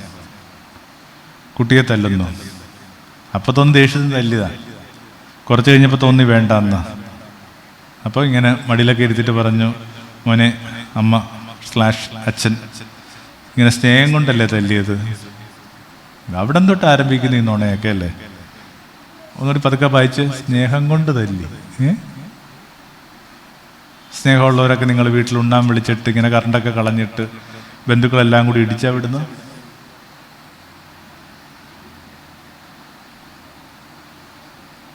നുണകളുടെ അച്ഛനാ പറഞ്ഞു തരുന്നത് ഈ സ്നേഹമുള്ളതുകൊണ്ടാണ് കുഞ്ഞിനെ തല്ലിയെന്ന്. അവിടെ തൊട്ട് എല്ലാം നുണേ. അതുകൊണ്ടാണ് വേദപുസ്തകത്തിൽ ഏറ്റവും കൂടുതൽ സ്നേഹിച്ചിരുന്ന സ്ത്രീയുടെ പേരെന്താണ്? യേശുവിൻ്റെ സ്നേഹിതയായ മറിയാമാണ്. അവളെക്കുറിച്ച് വേദപുസ്തകം എന്താ പറയുന്നത്? ഇവളിൽ നിന്നാണ് അവിടുന്ന് 7 പിശാചുക്കളെ പുറത്താക്കിയത്. എന്നുവെച്ചാൽ സ്നേഹിച്ചു എന്ന് സങ്കല്പത്തിൽ ജീവിക്കുന്ന മനുഷ്യരുടെ ഹൃദയമാണ് എല്ലാത്തരം ഈ പറഞ്ഞ പിശാച് ബാധയ്ക്കുമുള്ള ഹബ്ബ്. അത്രയും നുണകളാണ്. 1, നീ എവിടെ? 2, നിന്റെ സ്നേഹം എവിടെ? 3-ാമത്തെ ബൈബിൾ ചോദ്യം എന്താണ്? നിന്റെ കുരിശ് എവിടെയാണ്? Were is your cross? പുതിയ നിയമത്തിലെ ചോദ്യമാണല്ലേ. എന്താണ് കുരിശെന്ന് കാണാനായിട്ട് ഒരു സെക്കൻഡ് ഇങ്ങോട്ട് നോക്കിയാൽ മതി. ഇതാണ് ധ്യാനത്തിൻ്റെ ശരീരഭാഷ. വിരിച്ചു പിടിച്ച കരം. ഇത് തന്നെയാണ് സ്നേഹത്തിൻ്റെ ഈ ശരീരഭാഷ. വിരിച്ചു പിടിച്ച കരം. ഫലത്തിൽ എന്നാ സംഭവിക്കുന്നു? നിങ്ങൾ ധ്യാനത്തിൽ കൈവിരിച്ച് പിടിച്ചാലും സ്നേഹത്തിൽ കൈവിരിച്ച് പിടിച്ചാലും ശരീരം തന്നെ എന്തായിട്ട് മാറുന്നു? കുരിശായിട്ട്. The body itself becomes a cross. നിങ്ങൾ പറയുന്നു 3-ാമത്തെ ഒത്തു വരുന്നുണ്ട്, കുറേ കുരിശുകളുണ്ട്. അതിനകത്ത് കഥയൊന്നുമില്ല. കുരിശിലേറി എല്ലാവരും ഒന്നും യേശുവായിട്ടില്ല. കുരിശിൽ നിങ്ങൾക്ക് 2 തരത്തിൽ കടന്നു പോകാം. ഒന്നെങ്കിൽ തല ചരിച്ച് കടന്നു പോവുക, അല്ലെങ്കിൽ തല നമിച്ച് കടന്നു പോവുക. ചരിച്ചാൽ എന്നാ, നമിച്ചാൽ എന്നാ വ്യത്യാസമുണ്ട്. മിക്കവാറും മനുഷ്യര് കഴിമരത്തിൽ ഏറ്റപ്പെടുമ്പോൾ അവർ ചെയ്തുകൊണ്ടിരുന്ന ഒറ്റ കാര്യം മാത്രമാണ്, ഇങ്ങനെ കഠിന വേദനയിൽ തല അങ്ങോട്ടും ഇങ്ങോട്ടും അടിക്കും. എന്നിട്ട് കുറേ കഴിയുമ്പോൾ തല ഒരു വശത്തേക്കിന് ഒടിഞ്ഞു വീഴും. എന്നാൽ ആരും എൻ്റെ പ്രാണനെ എന്നിൽ നിന്നെടുത്തതല്ല, ഞാനത് സ്വയമേ അർപ്പിച്ചതാണെന്നുള്ള എൻ്റെ ശരീരഭാഷയായിട്ട് അവൻ തല നമിച്ച് മരിച്ചു. ഈ ബൗഡ് സെഡ് ആൻഡ് ഡൈഡ്. 1, നീ എവിടെ? 2, നിന്റെ സ്നേഹം എവിടെ? 3, നിന്റെ കുരിശെവിടെ? ഒരു 40 വർഷം മുമ്പ് നേഴ്സിംഗൊക്കെ പാസ്സായ ഒരു പെൺകുട്ടി ഇടുക്കിയിൽ നിന്ന് ഓസ്ട്രിയക്ക് പോയി. അവിടെ വിയന്നയിൽ അവൾക്കൊരു ഹോസ്പിറ്റലിൽ ജോലി കിട്ടി. അവൾ കുറച്ച് കൂട്ടുകാരികളൊക്കെ ഉണ്ട്. അവളെ സ്വീകരിച്ചു, മുറിയൊക്കെ കാണിച്ചു കൊടുത്തു, ഉപകരണങ്ങൾ ഉപയോഗിക്കാനായിട്ട് പറഞ്ഞു കൊടുത്തു. ഒരു കാപ്പിയൊക്കെ ഇട്ട് പിരിയുമ്പോഴേക്കും കൂട്ടത്തിൽ മുതിർന്ന ഒരു കൂട്ടുകാരി പറഞ്ഞു, എടി അടുത്ത തിങ്കളാഴ്ച തൊട്ട് ഇവിടെ ഇങ്ങനെ ഈ വിൻ്റർ ആരംഭിക്കാൻ പോവുകയാണ്, ശൈത്യം ആരംഭിക്കാൻ പോവുകയാണ്. നീ ഇത്തിരി വിൻ്റർ ക്ലോസ് വാങ്ങിക്കോളൂ. എന്നിട്ട് ഒരു കവർ കൊടുത്തു, എൻവലപ്പ് കൊടുത്തു. ഇവൾ ഈ കവർ പൊട്ടിച്ചു കഴിഞ്ഞപ്പോൾ അതിനകത്ത് നാട്ടിലെ മൂല്യം വെച്ചുകൊണ്ട് സാമാന്യം ഭേദപ്പെട്ടൊരു തുകയാണ്. അപ്പോൾ അവൾ ഓർത്തു, ഇടുക്കിന്നല്ലേ, അവിടെയും തണുപ്പൊക്കെ ഉണ്ട്, തണുപ്പ് വരുമ്പോൾ നോക്കാം. തൽക്കാലം ഈ കാശ് വീട്ടിലോട്ട് പോട്ടെ. അങ്ങനെ പോയതിൻ്റെ അതേ ആഴ്ചയിൽ, അതേ ശനിയാഴ്ച വീട്ടിൽ കാശ് വന്നു. അപ്പൻ അടുത്ത വീട്ടിലൊക്കെ ചെന്നിട്ട് പറഞ്ഞു, ആ കൊച്ചു എങ്ങനെ ഒപ്പിച്ചെന്നറിയാൻ പാടില്ല, ചെന്നപാട് ഇതിൽ കാശ് അയച്ചു. നമുക്കതൊന്നും സന്തോഷിക്കണ്ടേ. എന്നിട്ട് അടുത്ത വീട്ടിലുള്ളവരെയൊക്കെ വിളിച്ചു കൂട്ടി ഒരു ഊണൊക്കെ കൊടുത്തു, ഒരു കോഴിയൊക്കെ തല്ലിക്കൊന്നു. എല്ലാവരും ഹാപ്പി ആയിട്ട് പിരിഞ്ഞു. ഈ പറഞ്ഞ നേരത്തെ കൃത്യമായിട്ട് മഞ്ഞ് തുടങ്ങി. അപ്പോഴാണ് പിടുത്തം കിട്ടുന്നത് അത് ഇടുക്കിയിലെ തണുപ്പല്ല.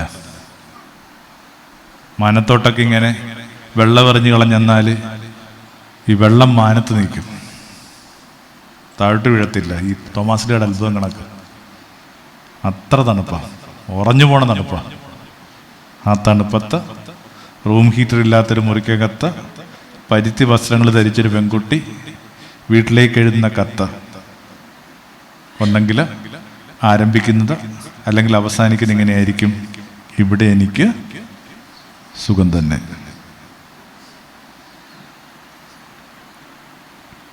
ഇവിടെ എനിക്ക് സുഖം തന്നെ. ആരും എൻ്റെ പ്രാണനെ എഴുന്നെടുത്തതല്ല, ഞാനത് സ്വയമേ അർപ്പിച്ചതാണ്. നീ എവിടെ, നിന്റെ സ്നേഹം എവിടെ, നിന്റെ കുരിശെവിടെ എന്ന 3 ചോദ്യങ്ങളുടെ തൃപ്തികരമായ ഉത്തരത്തിൻ്റെ പേരാണെന്താ? യേശു. 40% മാർക്ക് കിട്ടിയാൽ മതി. 90-95 പുണ്യവാന്മാർക്കാണ്. നമുക്ക് താല്പര്യമില്ല ഈ ചൂട് കാലങ്ങളിൽ ഇങ്ങനെ സാമ്പ്രാണ്ട് പുകയൊക്കെ അടിച്ച് മരക്കൂട്ടിലൊക്കെ നിൽക്കാനായിട്ട്. പക്ഷെ തോറ്റ എന്നാ ചെയ്യും? കൃത്യമായ ചോദ്യപേപ്പർ കിട്ടിയിട്ട് കഴിഞ്ഞ 2000 വർഷമായിട്ട് തോറ്റുകൊണ്ടിരിക്കുന്ന ഭൂമിയിലെ ഏറ്റവും മോശപ്പെട്ട വിദ്യാർത്ഥിയുടെ പേരാണ് നസ്രാണി. ക്വസ്റ്റ്യൻ പേപ്പർ കിട്ടിയാലെങ്കിലും ഒന്ന് നോക്കിയൊക്കെ ജയിക്കണ്ടേ? കോപ്പി അടിക്കാനെങ്കിലും ഒരു ബുദ്ധിയൊക്കെ വേണ്ടേ? സത്യത്തിലൊന്നും കാര്യമായ മാറ്റമൊന്നുമില്ല. എന്നാലും ചിലപ്പോഴൊക്കെ തോന്നുന്നു യേശുവിനെ കണക്ക് ജീവിച്ചാൽ എന്നാ, യേശുവിനെ കണക്ക് ഇടപെട്ടാൽ എന്നാ, യേശുവിനെ കണക്ക് പുറത്താൽ എന്താ? വെറുതെ ഇമിറ്റേഷനാണ്. വലിയ വ്യത്യാസമൊന്നും ഉണ്ടായിട്ടൊന്നുമില്ല. അത്രയെങ്കിലും ഈ കോപ്പി അടിക്കാനുള്ളൊരു വിദ്യാഭ്യാസം നമ്മുടെ നാട്ടിൽ ഒരുത്തിനെ കുറിച്ച് പറഞ്ഞ കണക്കാണ്. നല്ലതുപോലെ പഠിക്കുന്ന ഒരുത്തിനായിരുന്നു. അവനവൻ്റെ അവസാന പരീക്ഷയ്ക്ക് ഒരു ഷീറ്റ് പേപ്പർ വേറത്തിന് കോപ്പി അടിക്കാൻ കൊടുത്തു. മറ്റവൻ അത്രയും നന്നായിട്ട് കോപ്പി അടിച്ചത് കൊണ്ട് ഈ റോൾ നമ്പർ പോലും ഒന്നായി. 2 പേരിങ്ങനെ അടപ്പുണ്ട്. ഒരു കോപ്പി അടിക്കുള്ള ബുദ്ധി.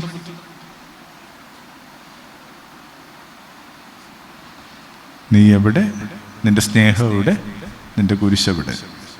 ഈ 3 ചോദ്യങ്ങളുടെ തൃപ്തികരമായ ഉത്തരത്തിൻ്റെ പേരാണെന്ത്? യേശു.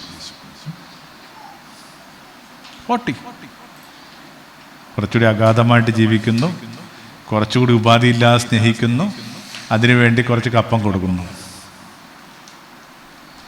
ഇത് 10-30 വർഷമായിട്ട് ഞാനിത് തന്നെയാണ് എവിടെ വിളിച്ചാലും ചെന്ന് പറയണത്.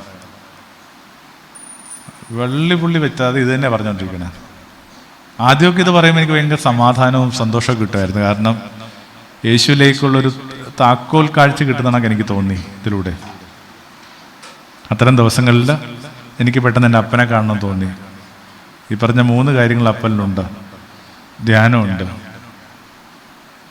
വളരെ റിഫ്ലക്റ്റീവായിട്ട് ജീവിക്കുന്ന ഒരാളാണ് ആയിരുന്നു. അമ്മ അപ്പ അവരുടെ കല്യാണത്തിൻ്റെ 50ാം വാർഷികത്തിൽ അമ്മ പറഞ്ഞത് ഞങ്ങളാരും മറന്നിട്ടില്ല. അതെ, ഇതുവരെ നിങ്ങളുടെ അപ്പ ചോദിച്ചിട്ടില്ല, തങ്കമ്മേ ഇന്ന് കറിക്കെന്താണ്? 1/2 നൂറ്റാണ്ട് ഒരുമിച്ച് പാർത്തിട്ട് അടുപ്പിലെന്ത് വേകുന്ന ആൾ അന്വേഷിച്ചിട്ടേ ഇല്ല. Very detached person. സ്നേഹമുണ്ട്. സ്കൂൾ അധ്യാപകനാണ്. നമുക്ക് ഓർമ്മ വെച്ച കാലം തൊട്ട് ഉച്ചയ്ക്ക് ഉണ്ണാനായിട്ട് വീട്ടിലേക്ക് വരുമ്പോൾ വേറെയും ചില കുഞ്ഞുങ്ങളുണ്ടാവും. കടപ്പുറത്ത് നല്ല പട്ടിണിയുള്ള കാലമായിരുന്നു. നമുക്കുമൊക്കെ ബുദ്ധിമുട്ടാണ്. എന്നിട്ടും നമ്മുടെ ഈ ബുദ്ധിമുട്ടിലേക്കും നമ്മുടെ ഈ ഒറ്റമീൻ കറിലേക്കും ചോറിലേക്കും വേറെ ചില കുഞ്ഞുങ്ങൾ കൂടി വരുന്നു. തൻ്റെ 5 മക്കൾ മാത്രമേ ഭൂമിക്ക് മീതെ ഉള്ളെന്നുള്ള തെറ്റിദ്ധാരണയൊന്നും ഒരു സ്കൂൾ അധ്യാപകനില്ല. പിന്നെ സഹിച്ചതിനൊരു കണക്കില്ല. സാമാന്യം സാമ്പത്തിക സുരക്ഷിതത്വം ഉണ്ടായിരുന്നൊരു വല്യപ്പച്ചൻ എന്തോ ചില വാശിയുടെ പുറത്ത് അവർ പാർത്തിരുന്ന ഒരു ദേശത്തുനിന്ന് ഇപ്പം നമ്മൾ പാർക്കുന്ന കടപ്പുറത്തേക്ക് വരുമ്പോൾ വല്യപ്പച്ചൻ്റെ കൈവശം ഉണ്ടായിരുന്നത് 3 കുഞ്ഞുങ്ങളും 2 വെള്ളിനാണയോ. അവർ നിന്ന പട്ടിണിക്കൊരു കണക്കൊന്നുമില്ല. പിന്നെ അപ്പയ്ക്ക് ഈ ഡിപ്രഷൻ്റെ ഒക്കെ ഇഷ്യൂ ഉണ്ടായിരുന്നു. നേട്ടി പഠിക്കുമ്പോൾ ഒരു വർഷം അപ്പം പഠിപ്പിക്കാനൊന്നും പോയിട്ടില്ല. ഇങ്ങനെ കണ്ണുപൂട്ടി ഇങ്ങനെ മുറിയൊക്കെ പൂട്ടി ഒറ്റ ഇരിപ്പായിരുന്നു. നമ്മയൊക്കെ വളരെ ചെറുപ്പമാണ്. അമ്മയ്ക്ക് അതെങ്ങനെ ഹാൻഡിൽ ചെയ്യാമെന്ന് എനിക്കിപ്പോഴും അറിയത്തില്ല. ധ്യാനമുണ്ട്, സ്നേഹമുണ്ട്, സഹനമുണ്ട്. പെട്ടെന്ന് എനിക്ക് തോന്നി എനിക്ക് പരിചയമുള്ള എൻ്റെ ആദ്യത്തെ ക്രിസ്തു എൻ്റെ അപ്പ തന്നെയാണ്. കാര്യമായി നമുക്കിടയിൽ ഒരു പരിചയമൊക്കെ രൂപപ്പെടുന്നതിനേക്കാൾ മുമ്പേ ഞാൻ എന്തിനാണ് ഈ വീട്ടുവിശേഷങ്ങൾ നിങ്ങളോട് വിളമ്പുന്നത്? എൻ്റെ അപ്പനെ പരിചയപ്പെടുത്താനല്ല, ഇവിടെ ഇരിക്കണ ഈ 100 പേരുടെ അപ്പന്മാരെ ഓർമ്മിപ്പിക്കാൻ വേണ്ടിയാണ്.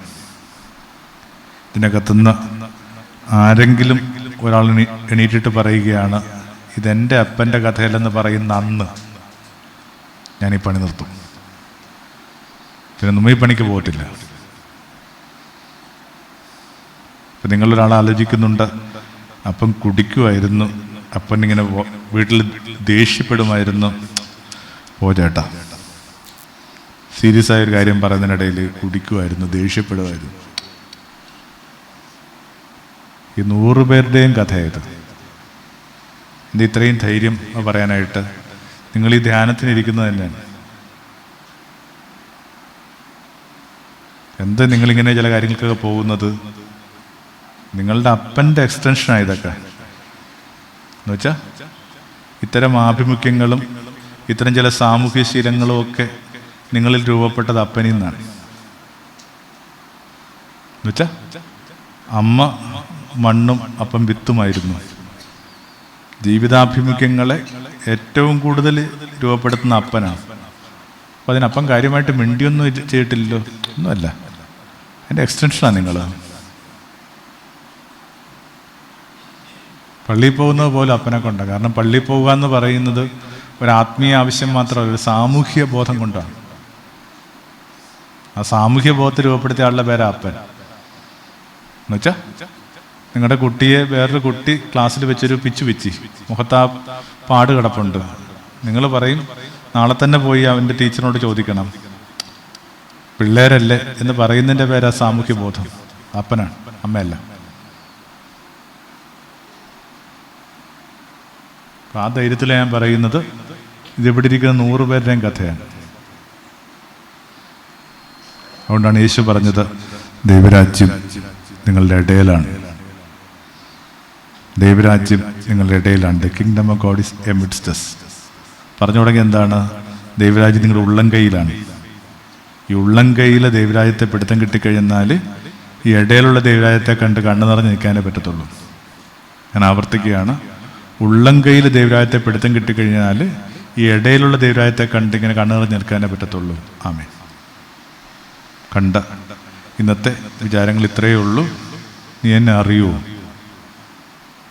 ഒരാളെ അറിയാനായിട്ട് 3 കാര്യങ്ങളുണ്ട്. 1 ഒരേപോലെ പരുക്ക്, 2 ഒരേ ഭാഷ, 3 ഒരേ അവബോധം. അതിൽ ഒരേ അവബോധമാണ് നമ്മൾ ഒത്തിരി ഒന്ന് ഡെവലപ്പ് ചെയ്തത്. ക്രിസ്തു ബോധം, ക്രൈസ്റ്റ് കോൺഷ്യസ്നസ്. ടെക്സ്റ്റ് കൊളോസ്യൻസ് 1:26-27. യുഗങ്ങളുടെയും തലമുറകളുടെയും ആരംഭം മുതൽ മറച്ചു വയ്ക്കപ്പെട്ട രഹസ്യം അവസാന കാലങ്ങളിൽ ഈ 100 വിശുദ്ധർക്ക് അവിടെ നിന്ന് വെളിപ്പെടുത്തി കൊടുത്തു. മഹത്വത്തിൻ്റെ ആദികാരണമായ യേശു നിൻ്റെ ഉള്ളിലുണ്ട്. എന്താ യേശു എന്നുള്ളത്? ധ്യാനം പ്ലസ് സ്നേഹം പ്ലസ് സഹനം സമം യേശു. ഒരാളുടെ 3 അടരുകൾക്ക് കിട്ടുന്ന പ്രകാശത്തിൻ്റെ പേരാണെന്ത്? യേശു. Luminous consciousness. ആമേൻ. നമുക്കൊന്ന് പ്രാർത്ഥിച്ചിട്ട് പിരിയാം. നേരെ ഇരുന്ന് ഒരു കുടുംബം എന്ന നിലയിലാണ് നിങ്ങളിത് കേൾക്കുന്നതാണ് ഞാൻ മനസ്സിലാക്കുന്നത്. ഒരു ലാർജർ കുടുംബത്തിൻ്റെ പേരായി ഇടവ എന്നൊക്കെ പറയുന്നേ. അങ്ങനെയെങ്കിൽ ആ ഒരു സന്തോഷത്തിൽ സ്നേഹത്തിൽ വെറുതെ അടുത്തിരിക്കുന്ന നല്ല കൈ എന്ന് പലർക്കും ചേർത്ത് പിടിക്കാം. തൊട്ടടുത്തിരിക്കുന്നതിൻ്റെ കൈ എന്ന് പലർക്കും ചേർത്ത് പിടിക്കാം.